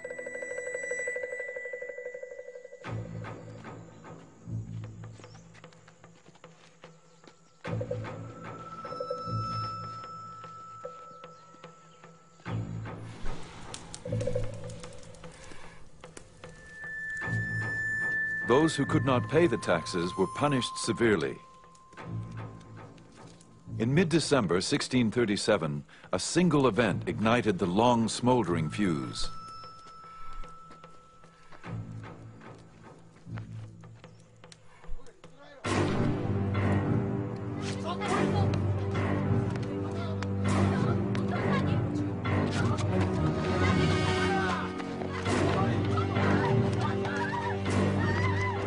The young daughter of a farmer who owed taxes was seized and tortured.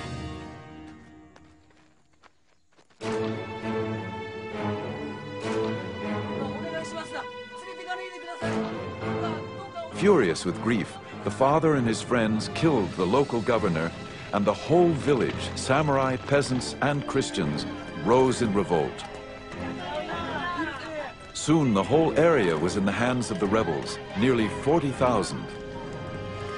So what began as a social upheaval, a social revolt against the tremendously harsh taxation against the peasants, leaving the peasants almost starving, what began as that somehow developed into a Christian rebellion.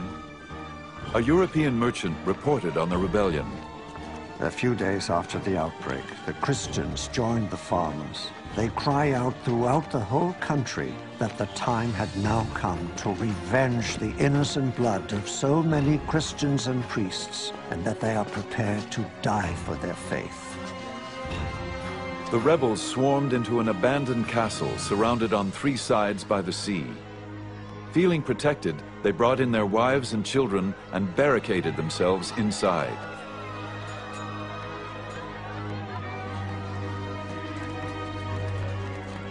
This was very upsetting. The peasants, who were the lowest of the low, the poor people, they had no right to rebel. And not only had they rebelled and revolted, but they were doing darned well militarily. And so no wonder the shogun was worried about this, because this might set an example to other parts of the country that had become unsatisfied with the crushing taxes which the peasants were paying.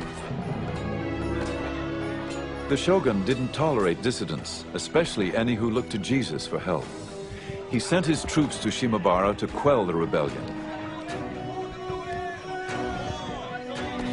But for 4 bloody months, even as food ran out, the rebels managed to hold off the government attacks.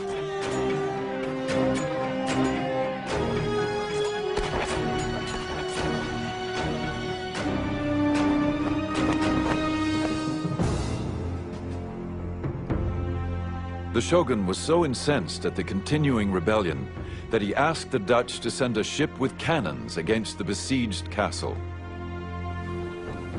The Dutch were reluctant to take part in this campaign, but Nevertheless, they desperately wanted to hold on to this toehold which they had in trade with Japan. And so if they didn't obey the order of the shogun, he might well say, well, okay, you can pack up and go home. The shogun ordered the castle set ablaze. Still, the rebels fought back. But in the end, their fate was sealed. And the castle fell finally through starvation, and then followed a dreadful slaughter.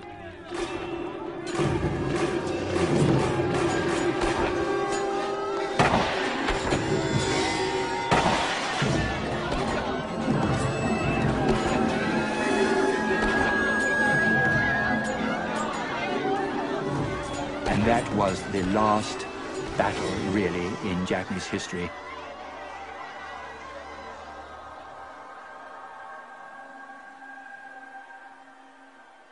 The Shimabara Rebellion was the excuse the shogun needed to finally eradicate Christianity from Japan. The shogun decided draconian measures.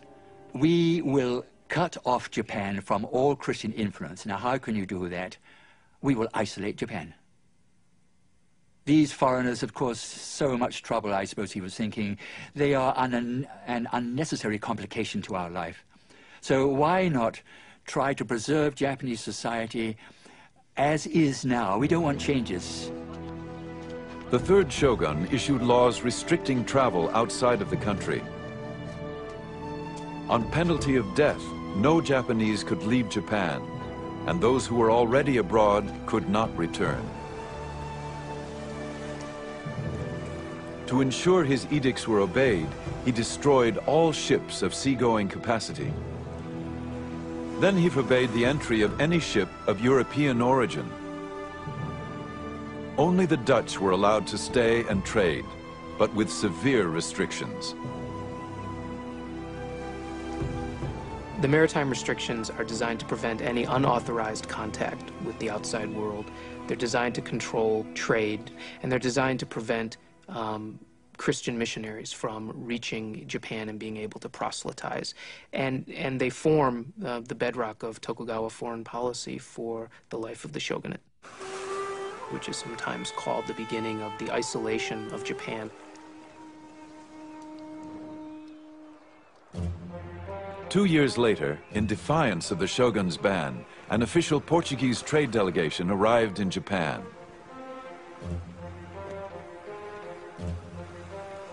The shogun showed no mercy and ordered the execution of 57 of those aboard, ambassadors and their crew.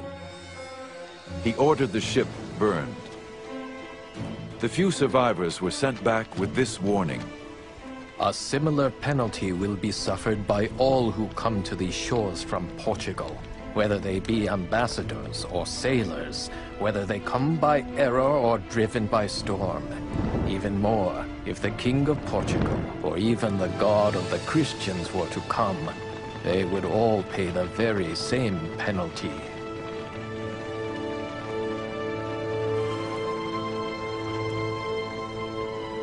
The doors of Japan clanged shut and were not opened again to the West for 200 years.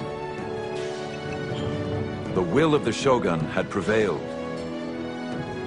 But many wondered how this isolated empire would survive in a rapidly changing world.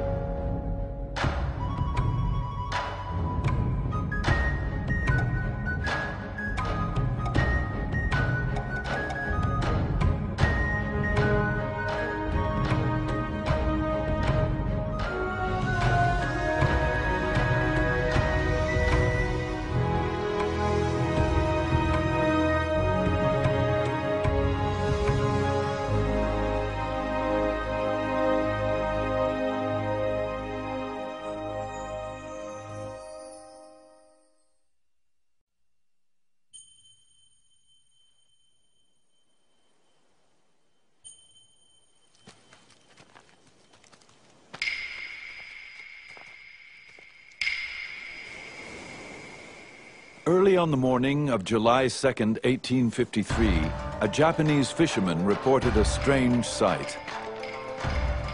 I was told there were ships on fire. I ran up the mountain to get a good look. The ships came nearer and nearer, until the shape of them showed us they were not Japanese ships, but foreign. And what we had taken for a conflagration of sea was really the black smoke rising out of their smokestacks. Steamships, like most Western innovations, were unknown in Japan. Now there were 4 in the harbor. The American squadron, armed with cannons and almost 1,000 men, was ready to force its way onto Japanese shores.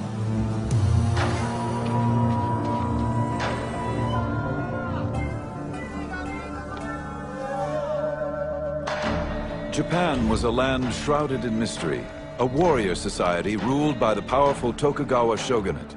They had successfully kept the West at bay for over 200 years. But now the Western powers demanded entry. Could the samurai nation repel the industrial might of a determined West? These are the memoirs of Japan's secret empire.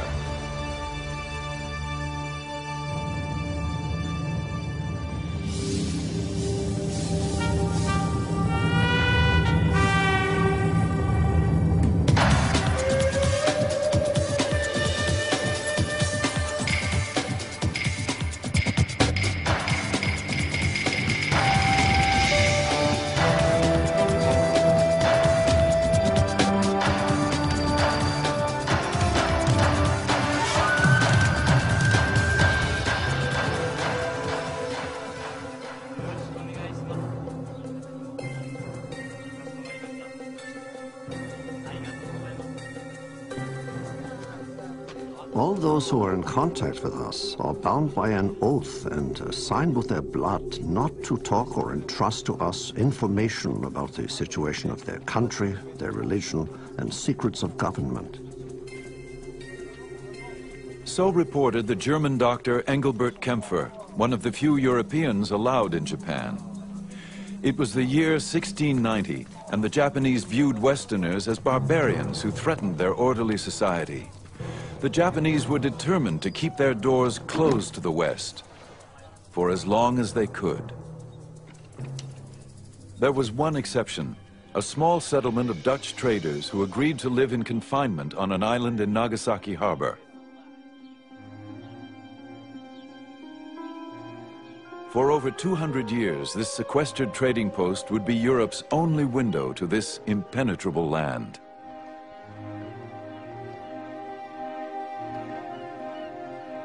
The Dutch East Indies Company sent Dr. Kempfer to provide medical care for the Dutch community. He was also asked to gather information about the everyday life of the Japanese. It would not be an easy task. They are strictly and strongly guarded from the inside and the outside by various guards treating us not like honest men, but like criminals, traitors, spies, prisoners, or to say the least, hostages of the shogun. This jail goes by the name of Dejima. The Dutch lived like prisoners on Dejima. But Kempfer was fascinated by the opportunity to write about something nobody else could get access to. Dejima was tiny. Kempfer counted 236 steps across and 82 wide. There were never more than 19 men allowed on the island at a time, and never any Western women. Far from home, the men did what they could to transform the unfamiliar Japanese-style buildings into a little touch of Holland. They placed chairs and high tables on the woven grass mats, replaced futons with poster beds, and insisted on being served Dutch food rather than eating Japanese.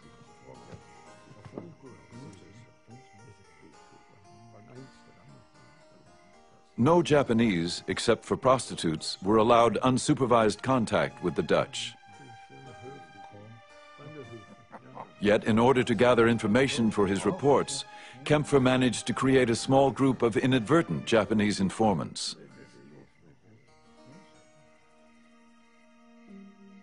I served them willingly and without charge in my profession with medicines, while cordially serving them European liqueurs. I questioned them about local matters, nature and secular and spiritual topics, with total freedom.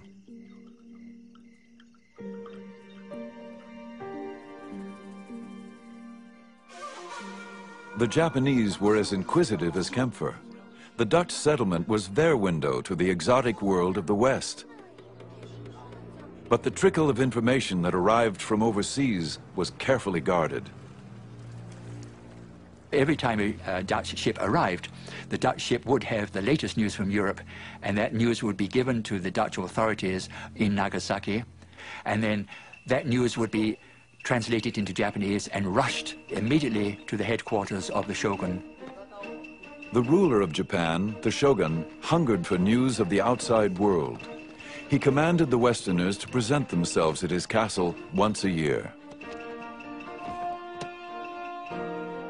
The only time Kempfer really saw Japan was when he traveled from Nagasaki to Edo, which was the shogun's capital.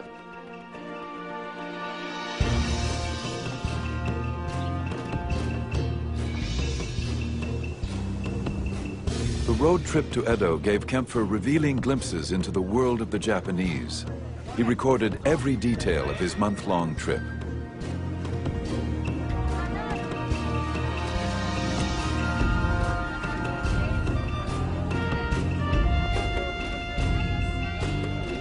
We received many of the honors that are generally shown to the provincial lords. The roads are swept with brooms and water to keep the dust down. In the houses bordering the road, people kneel behind the blinds, watching our procession in profound silence.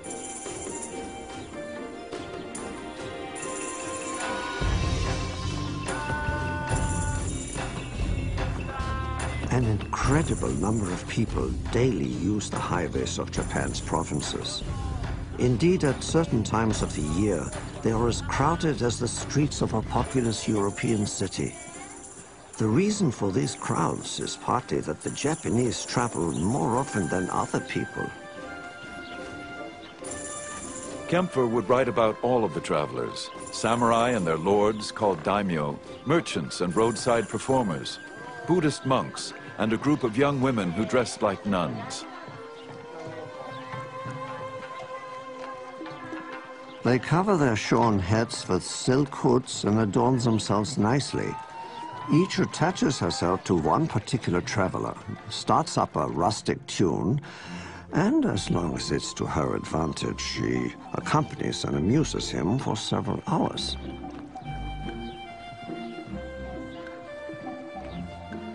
As the road traffic grew, so did the number of merchants who catered to the travelers' needs.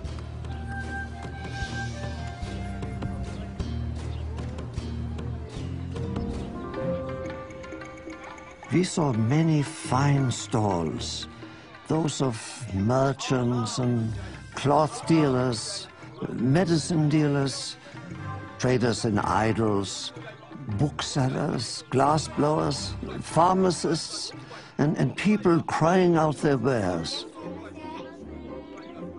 There are countless humble inns, roadside food stalls, sake or beer taverns, cake and sweet stalls along our road. Outside tables also have a variety of biscuits of different colors and shapes on display. They are pretty to look at, but are generally so tough that it is difficult to move one's teeth if one attempts to chew them.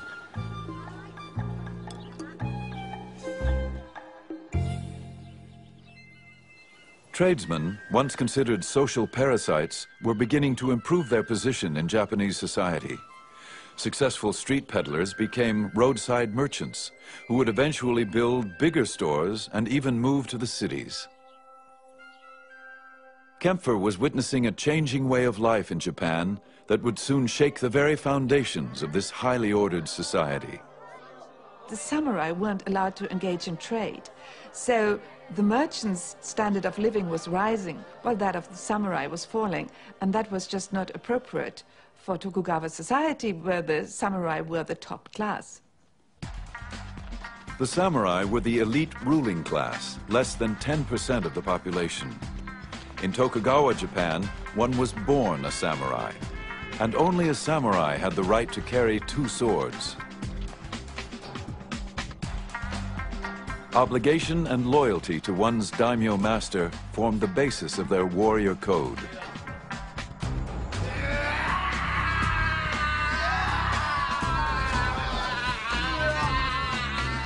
But now, in an era of peace, the once privileged samurai faced an uncertain future.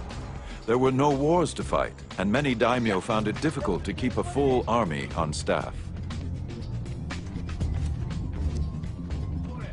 While higher-level samurai could find work as civil servants, other samurai were not allowed to work in occupations considered beneath their class.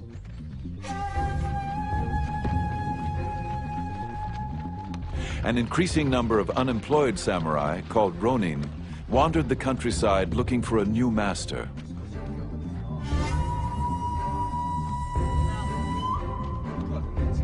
The search for new opportunities led many to the cities. And there was no more rapidly growing city than Edo, later to be known as Tokyo. Edo was the capital of the Tokugawa shogunate and Dr. Kempfer's destination. Here he would finally come face to face with the shogun, the most powerful person in Japan.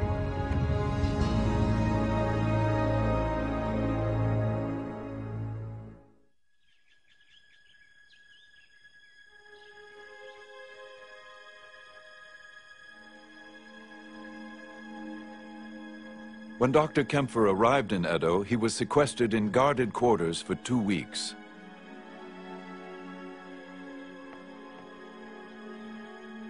Finally, he was summoned to appear at the castle of the 5th shogun, Tokugawa Tsunayoshi.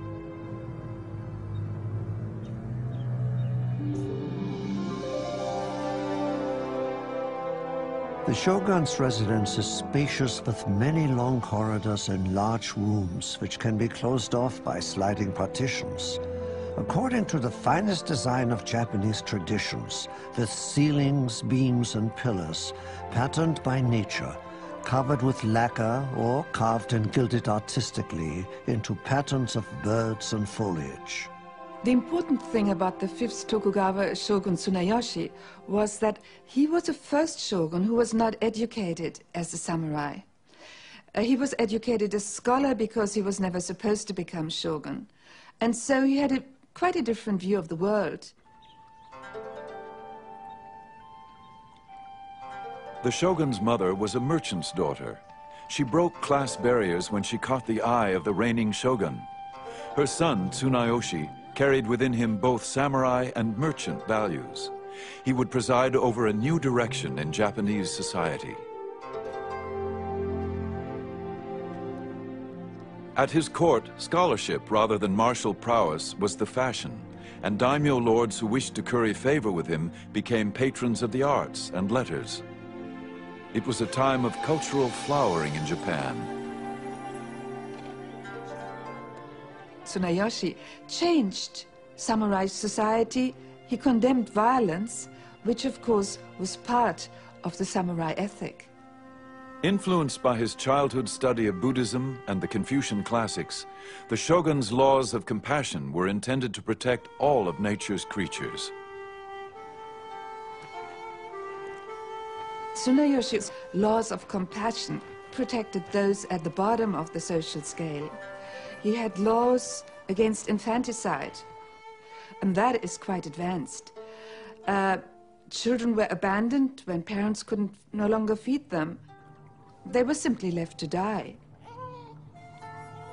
But Tsunayoshi ordered that from now on officials had to take care of them, feed them, and find homes for them.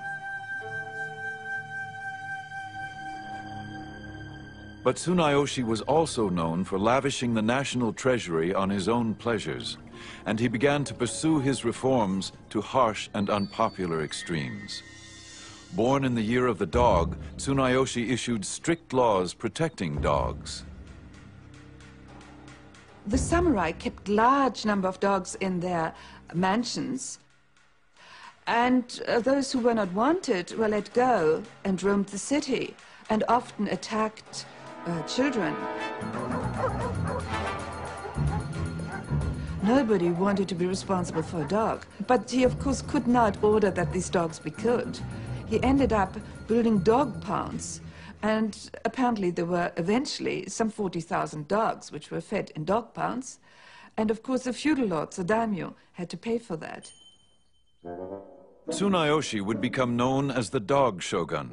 Dr. Kempfer observed with humor, when dogs die, they are carried up the mountains and buried no less carefully than people. A certain farmer, laboriously carrying his dead dog up the hill, complained to his neighbor about the year of the birth of the shogun. The other replied, "My friend, let us not complain. If he was born in the year of the horse, our load would be much heavier." It was the dog shogun who Dr. Kempfer was finally summoned to meet. After a month-long trip and 2 weeks of waiting, Kempfer was so impressed with the experience, he drew sketches to illustrate his account of the command performance. After we had been drilled for 2 hours, he ordered us to take off our cloaks, to dance, to jump, to play the drunkard, to speak broken Japanese, to sing.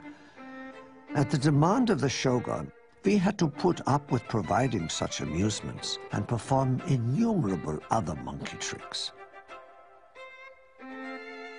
Engelbert Kempfer and the 5th shogun shared one thing, and that was a great curiosity. But at the audience, the shogun sat behind a bamboo screen. And he asked Kempfer to come close to the bamboo screen, even take his wig off, and dance and sing for him. And Kempfer strained his eyes to be able to see what the shogun looked like and his wives behind the bamboo screen. But they never were able to talk to each other directly. The shogun and the doctor would meet only 3 times, but each provided a brief glimpse for the other into his world. Kempfer's account of Japan became a bestseller. It first appeared in English, then it was translated into Dutch, French, several translations, even Russian. And basically, all knowledge until the 20th century was based on Kempfer's so-called history of Japan. Japan had no desire to open its doors to the West. The country was at peace, but the economy was in decline. Thousands of disenfranchised samurai warriors would keep the nation on edge.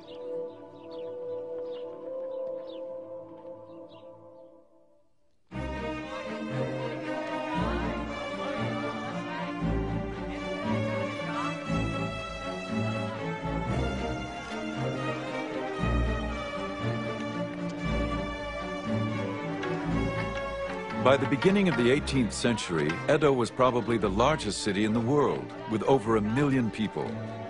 Unlike the European capitals, its citizens enjoyed a safe, clean city with an advanced recycling program.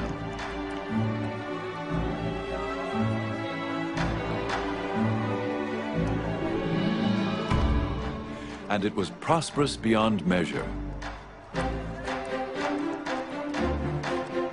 Copper coins flow like currents of water, while silver piles up like drifting snow. Every morning, fish are sold in such quantities that one may well wonder whether or not the supply in the seas has been exhausted.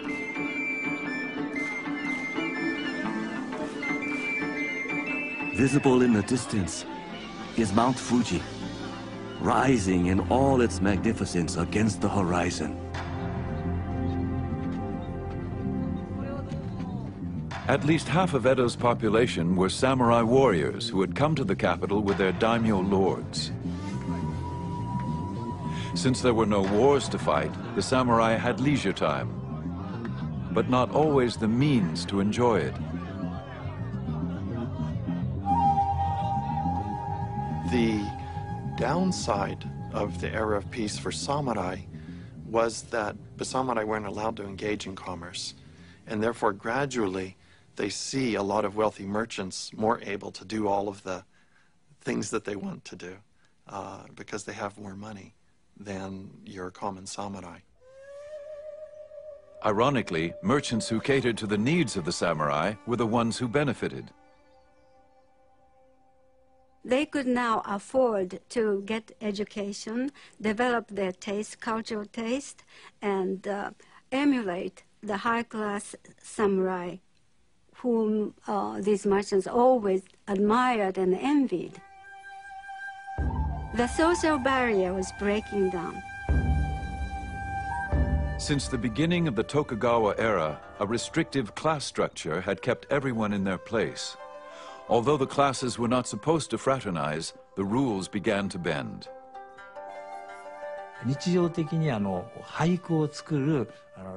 In social situations, such as the popular haiku clubs, where both samurai and merchants were both active participants, rather than addressing each other by their acknowledged family names, each would create a pen name. In this way, they freed themselves from adhering to the rigid rules demanded by their social standing.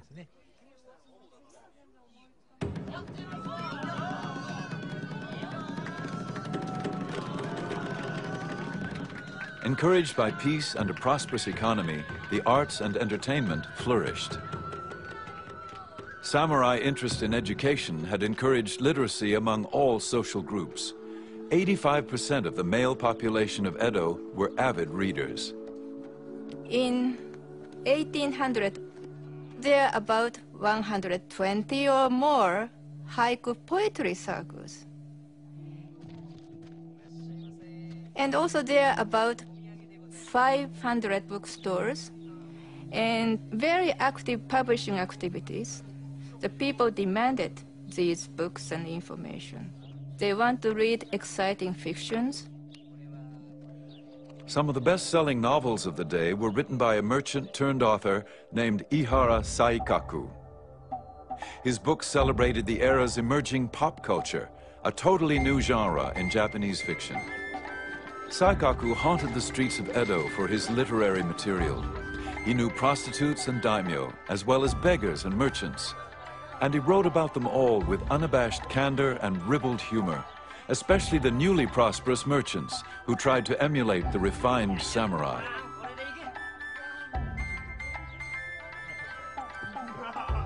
If you didn't know better, you'd think they all came from fine families. But let me tell you, that one in the shiny coat, he's a glue maker. He deals in cattle bones and cow slobber. But the way he dresses, you'd think his own bones were the product of fine breeding. He's had to put his house in hock. His creditors have taken him to court. If you ask me, he's crazy to be out for a night on the town. In Edo, a night on the town often meant kabuki, the most popular form of stage entertainment. To Edo people, the kabuki actors were like Hollywood stars. The fans would collect woodblock prints of their favorite actors, not only for the fun of collecting them, but also to see what fantastic costumes their favorite actors were wearing on stage. If the fans really liked a certain style or design, in a flash, it would become the newest fashion trend. The kabuki plays were romantic, heroic tales. One of the most famous, Chushingura, was based on a notorious real-life event. A daimyo lord had been humiliated in a confrontation with a court official. The ruling shogun had ordered the lord to commit seppuku, ceremonial suicide. Outraged by his death, 47 of the lord's samurai warriors avenged his honor by killing the official.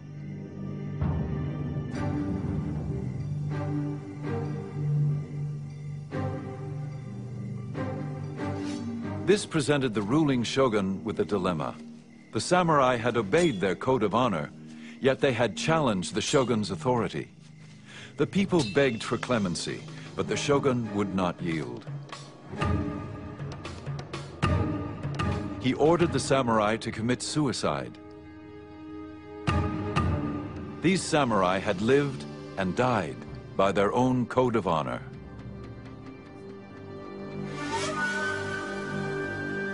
The incident captured the public's attention like no other. Soon these men were immortalized on the kabuki stage, a nostalgic tribute to a bygone era. It represented for them the ideal that samurai were so selfless and devoted to honor and to their lord that they would give up their lives. And this was reassuring to them in a messy, commercialistic world in which most samurai spent their time drinking and partying and watching the theater and being selfish like us. Here there are 47 samurai really act like warriors.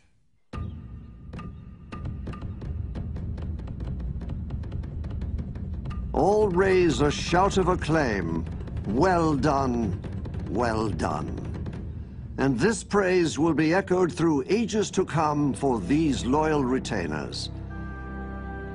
We have recorded here their glory, ever renewed like the leaves of the bamboo. The honor of the samurai would live on in myth and legend. But in Tokugawa, Japan, there were no wars, no more quests for eternal glory. In real life, the samurai would have to find another outlet for their passion.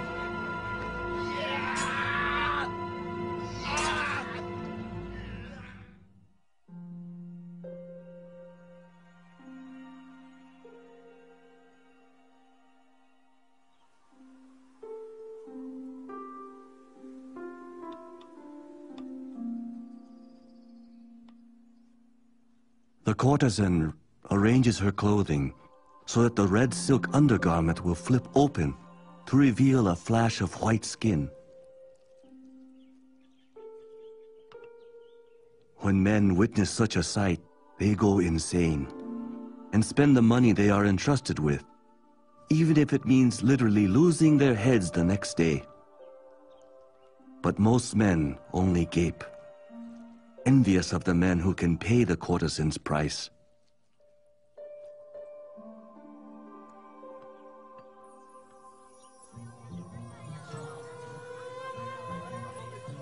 More than 3,000 courtesans and geisha plied their trade in Yoshiwara, the pleasure district of Edo. Yoshiwara was government regulated, an effective tool for keeping the restless male population under careful control. Like soldiers on perpetual leave, the samurai often spent their idle hours and squandered their meager stipends on its seductive illusions. Yoshiwara was a dreamland for Edo men. It gave them fantasy, imagination, and romance. It was like a Hollywood, where celebrity was so important. Gated, walled, and surrounded by a moat, it was a city unto itself. No Westerner was ever allowed to explore its pleasures.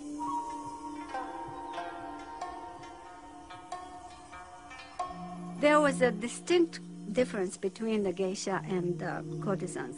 Geisha were professional entertainers. They did not rely on sex for entertaining men.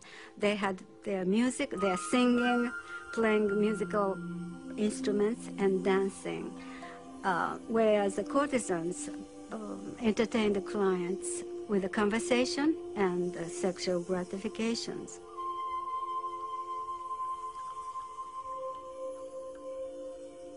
Yoshiwara courtesans were the elite of the prostitutes. If they just wanted to fulfill their sexual need, all over Edo, there were plenty of illegal, cheap prostitutes. But they wanted to come to Yoshiwara because it was such a prestigious and special place. Recruited at a young age from impoverished families, both geishas and courtesans were schooled in fastidious etiquette and endowed with a magnificent sense of style and artistic refinement. Their ability to hold a conversation about the latest play or city scandal was as important as what came afterwards. The courtesans and their clients gathered in neighboring tea houses. They were stylish centers of elegance and wit, much like the London coffee houses of the same period. To properly partake of Yoshiwara's delights was an art in itself.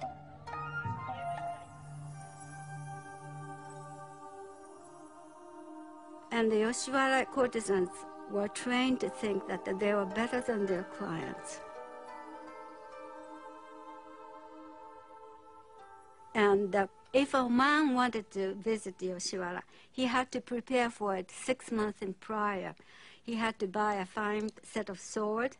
He had to think about what to wear, because he wouldn't just go there. The courtesan had the right to turn down her client if she didn't like him, even if he could afford to pay for her. Therefore, he wanted to make a good impression on the courtesan. And then, once he's committed to her, he had no right to see other women. And if he, on the sly, went to see any other person, the courtesan's entourage had every right to punish him. His hair would cut off, he would be made to wear woman's red kimono, and he would be taunted by everyone. Yoshiwara nurtured its own unique customs, art, fashion, and language. It was a world seemingly set adrift from the harsh realities of life.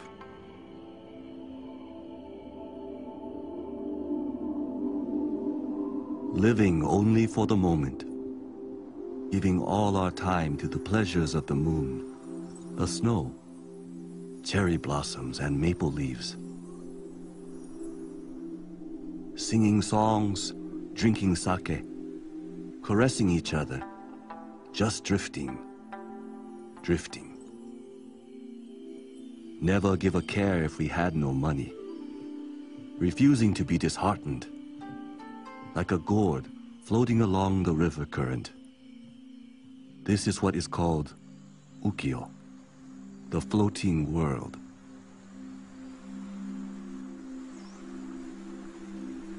But the word ukiyo still retained its Buddhistic sense of this transitory life.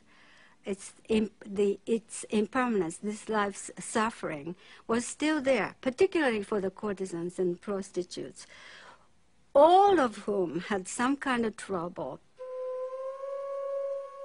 They were very unhappy, and yet they had to present a very brilliant, gay, external appearance to the general public.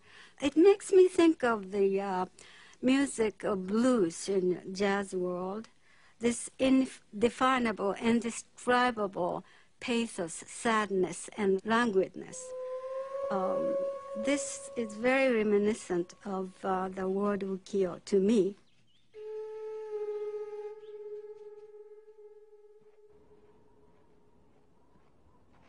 For the samurai who frequented Yoshiwara, times were changing. They continued to train daily for battle, but without a war to fight, many became aimless. Today's warriors, all they talk about is women, eating and drinking, actors and dramatic productions. Their fencing practice and lance work are only for personal vendetta. Their study of archery and gunnery are solely for show. Their riding just for ceremonies. Katsu Kokichi was a mid-level samurai drawn to Yoshiwara, but without the income to fulfill his desires. I was 21 and penniless. I had no choice but to sell my everyday sword. I had only the clothes on my back. To take my mind off my woes, I went to the Yoshiwara. They are protesting youngsters that did not fit into the society, wearing oversized kimonos with interesting hairstyle, sometimes skinhead, as well protest. Many of these young men, unemployed and desperate like Katsu Kokichi, lived on the edge of society, often falling into debt, theft, and gangsterism.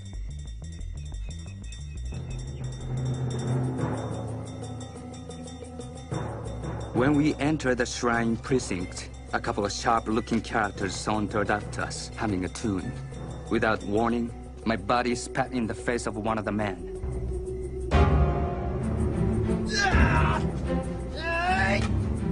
We then noticed a group of about 20 men, all armed with long hooked spears. Outside the gates was a reinforcement of some 30 men with pike poles. We were 4 against 50. For Katsu Kokichi, the samurai code of honor was all but gone.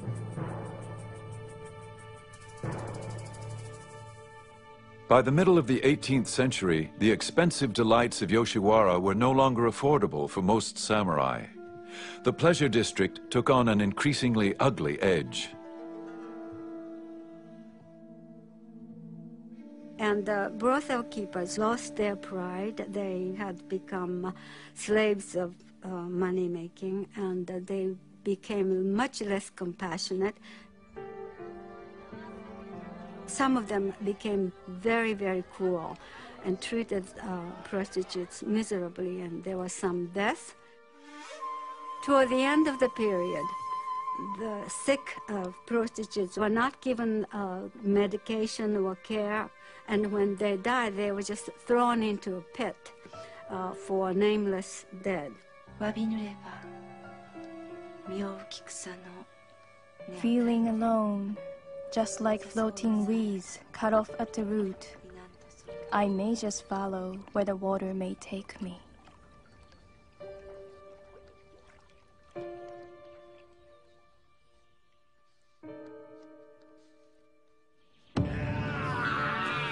The insular world of the samurai was in decay.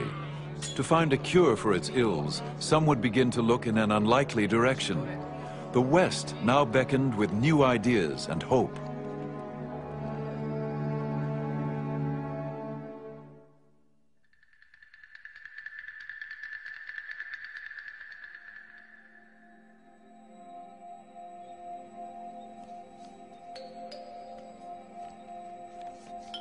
I couldn't read a word, of course, but drawings of the viscera, bones, and muscles were quite unlike anything I had previously seen. Physician Sugita Genpaku couldn't read Dutch, but when he stumbled upon a Dutch anatomy book, he was stunned by the drawings. He had never seen anything like it in his Chinese medical books. In the mid-18th century, Western books, first brought clandestinely from the Netherlands, piqued the interest of many Japanese scientists and doctors.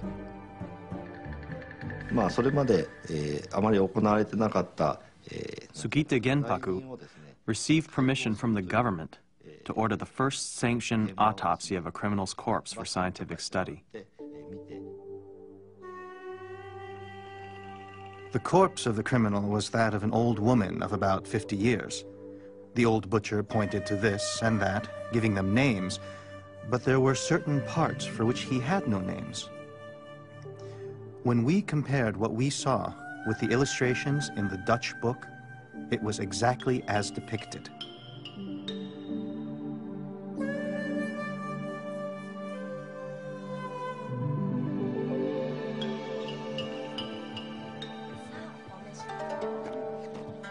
Dr. Sugita and his friends reflected on how shameful it was that they had tried to treat their patients without a true knowledge of the human body. He vowed to learn more. He taught himself Dutch so he could translate the book.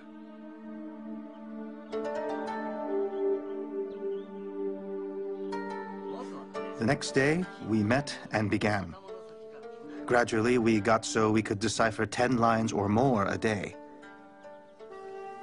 After 2 or 3 years of hard study, everything became clear to us. The joy of it was as the chewing of sweet sugar cane.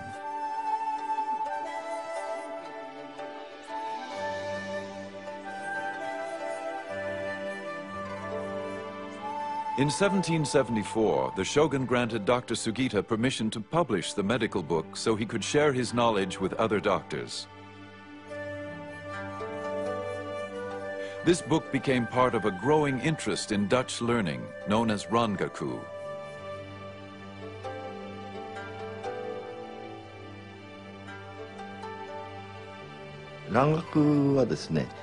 Originally, Rangaku had to do with medical studies.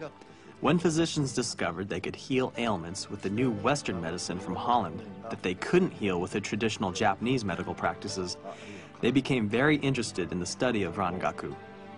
Gradually, as knowledge of the Dutch language became more widespread, other aspects of Rangaku, such as astronomy, science, and chemistry, were introduced to Japan.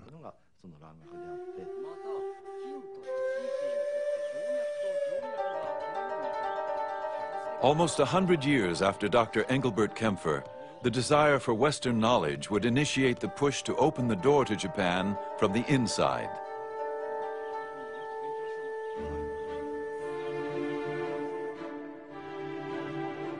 And yet, as attractive as Western knowledge was to some Japanese intellectuals, there were others who believed that anything Western still threatened Japanese society. One source of harm that has appeared of late is Dutch studies. These students have been taken in by the weakness of some for novel gadgets and rare medicines which delight the eye and enthrall the heart. If someday the treacherous foreigner should take advantage of the situation and lure ignorant people to his ways, our people will adopt such practices as eating dogs and sheep, and no one will be able to stop it. It is like nurturing barbarians within our own country.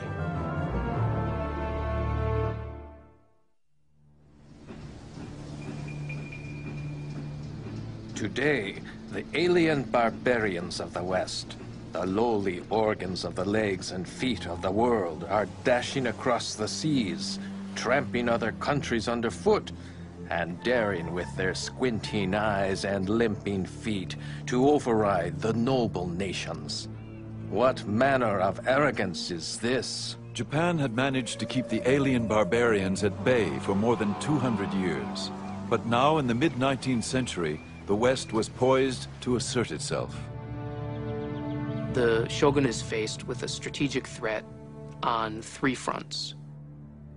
From the north, the Russians are coming. From the south, the British are coming. And ultimately, from the east, the Americans come. The new country of the United States of America was on the move. Japan was known to have large coal deposits and something else in abundance: whales. Whale oil, which literally greased the wheels of American industry, was a multi-million-dollar business.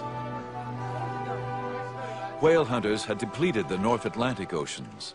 Now America looked eastward to Japan. If that double-bolted land Japan is ever to become hospitable, it is the whale ship alone to whom the credit will be due. So wrote Herman Melville in his classic tale of the great white whale that haunted the waters off Japan. By the time Moby Dick was published in 1851, the United States was ready to assert its power.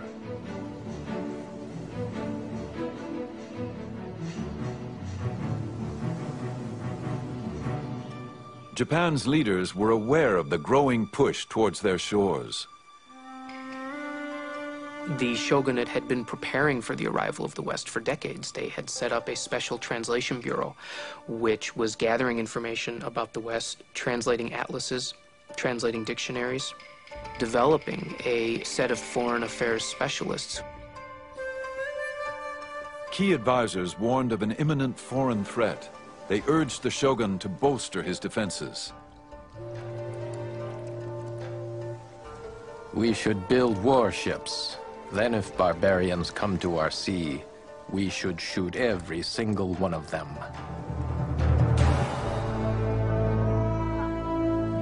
Others feared that Japan could not serve as a worthy opponent to the West.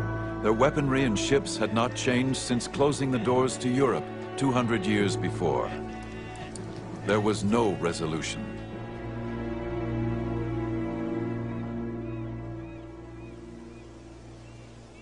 Then, early in the morning on July 2nd, 1853, a local fisherman reported this strange sight. I was told there were ships on fire. I ran up to the mountain to get a good look. The ships came nearer and nearer until the shape of them showed us they were not Japanese ships, but foreign. And what we had taken for a conflagration on sea was really the black smoke rising out of their smokestacks.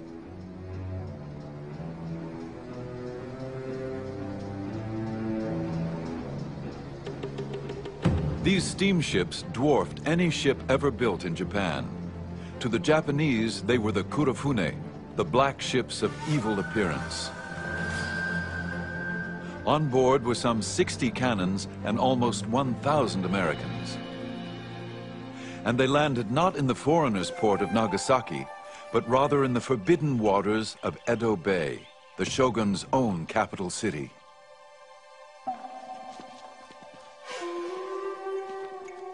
Upon hearing the news, the shogun immediately fell ill. Many said from the shock of hearing that a foreign naval squadron was at his doorstep. His advisors tried to deal with the crisis.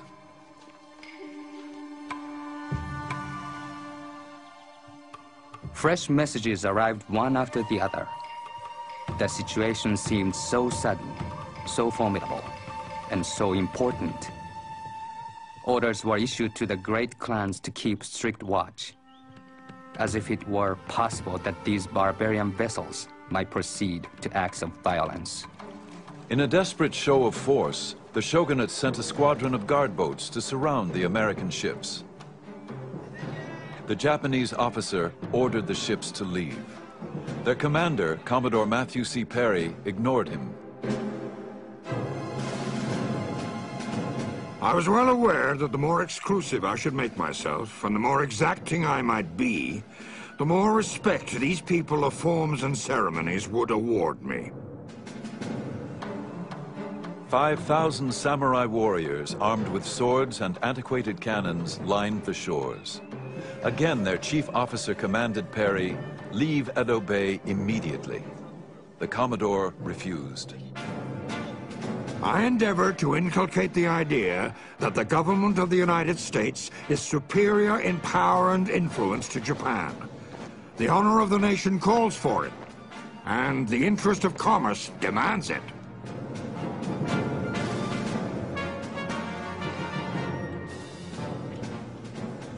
The Japanese on shore watched as Perry's crews readied for action. Cannons were loaded, guns were drawn. Perry came ashore. Perry presented his papers and delivered his ultimatum. He would be back, and he expected Japan to comply with America's demand to open the country for trade. If not, he was prepared to take Japan by force. He would return in the spring for his answer. Then he and his squadron left Edo Bay. Their deportment and manner of expressions were exceedingly arrogant, and the resulting insult to our national dignity was not small. Those who heard could but gnash their teeth and suffer this insult in silence. After the barbarians had retired, a certain person drew his sword and slashed to bits a portrait of their leader, Perry. There was great fear of Perry. There were the portraits of Perry as a devil. There were the portraits of his ships belching fire. All of this served to whip up, near hysteria on the part of portions of the Japanese populace. At the same time, there's fascination. There's fascination with Perry. There's fascination with these ships, these enormous ships that hadn't been seen before.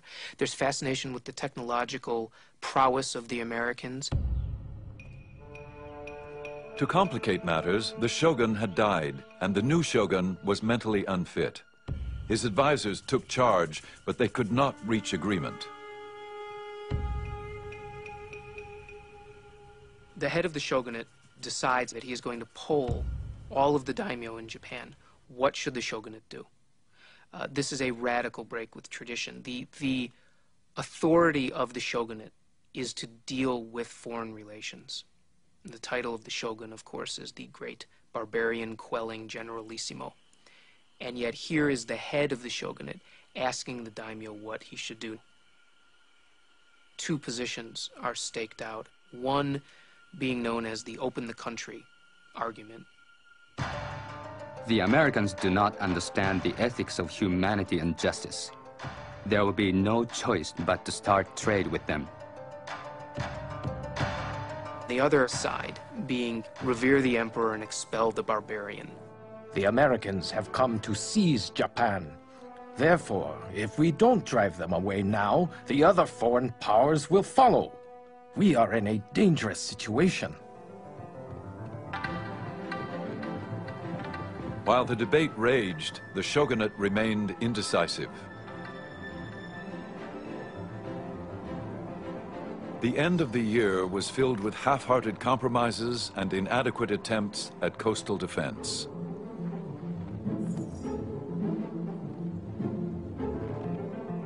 Then, in February, Perry returned earlier than expected. This time, his show of force was even more ominous. He arrived with double the ships and crew. The honor of the Japanese had been challenged, but they had no means to defend it. Their only hope lay in negotiation.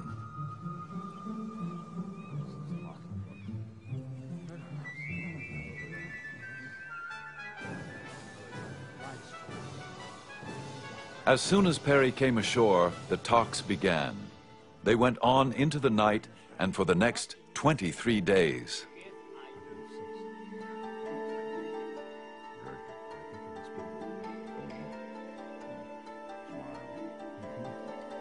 In the end, the treaty was a compromise, which served both countries' interests. Perry got what he wanted, which was to establish a relationship between Japan and the United States.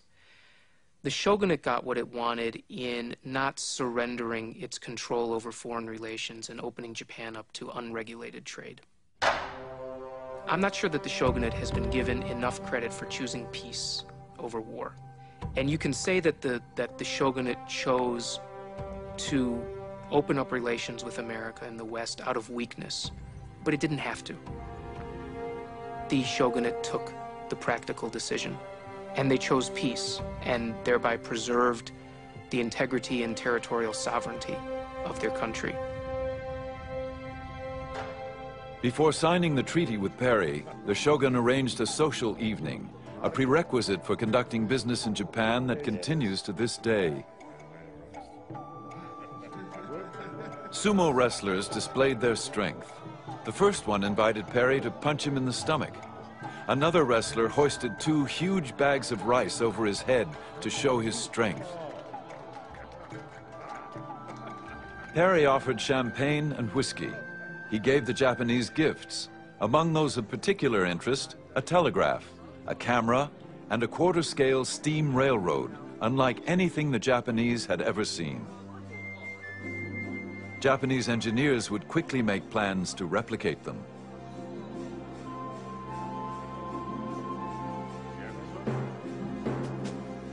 Three days later, the agreement was signed. It was not long before Japan signed trade agreements with Russia, England, France, and Holland. Despite its accommodation to the West, the days of the Tokugawa dynasty were numbered. No longer was the warrior class to control the destiny of Japanese society. Within 10 years, the samurai were officially disbanded. But the samurai ethic had been indelibly engraved into Japanese culture.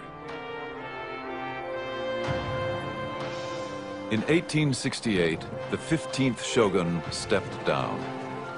With his departure, 265 years of rule by the Tokugawa family had come to an end. The modern era of Japan had begun.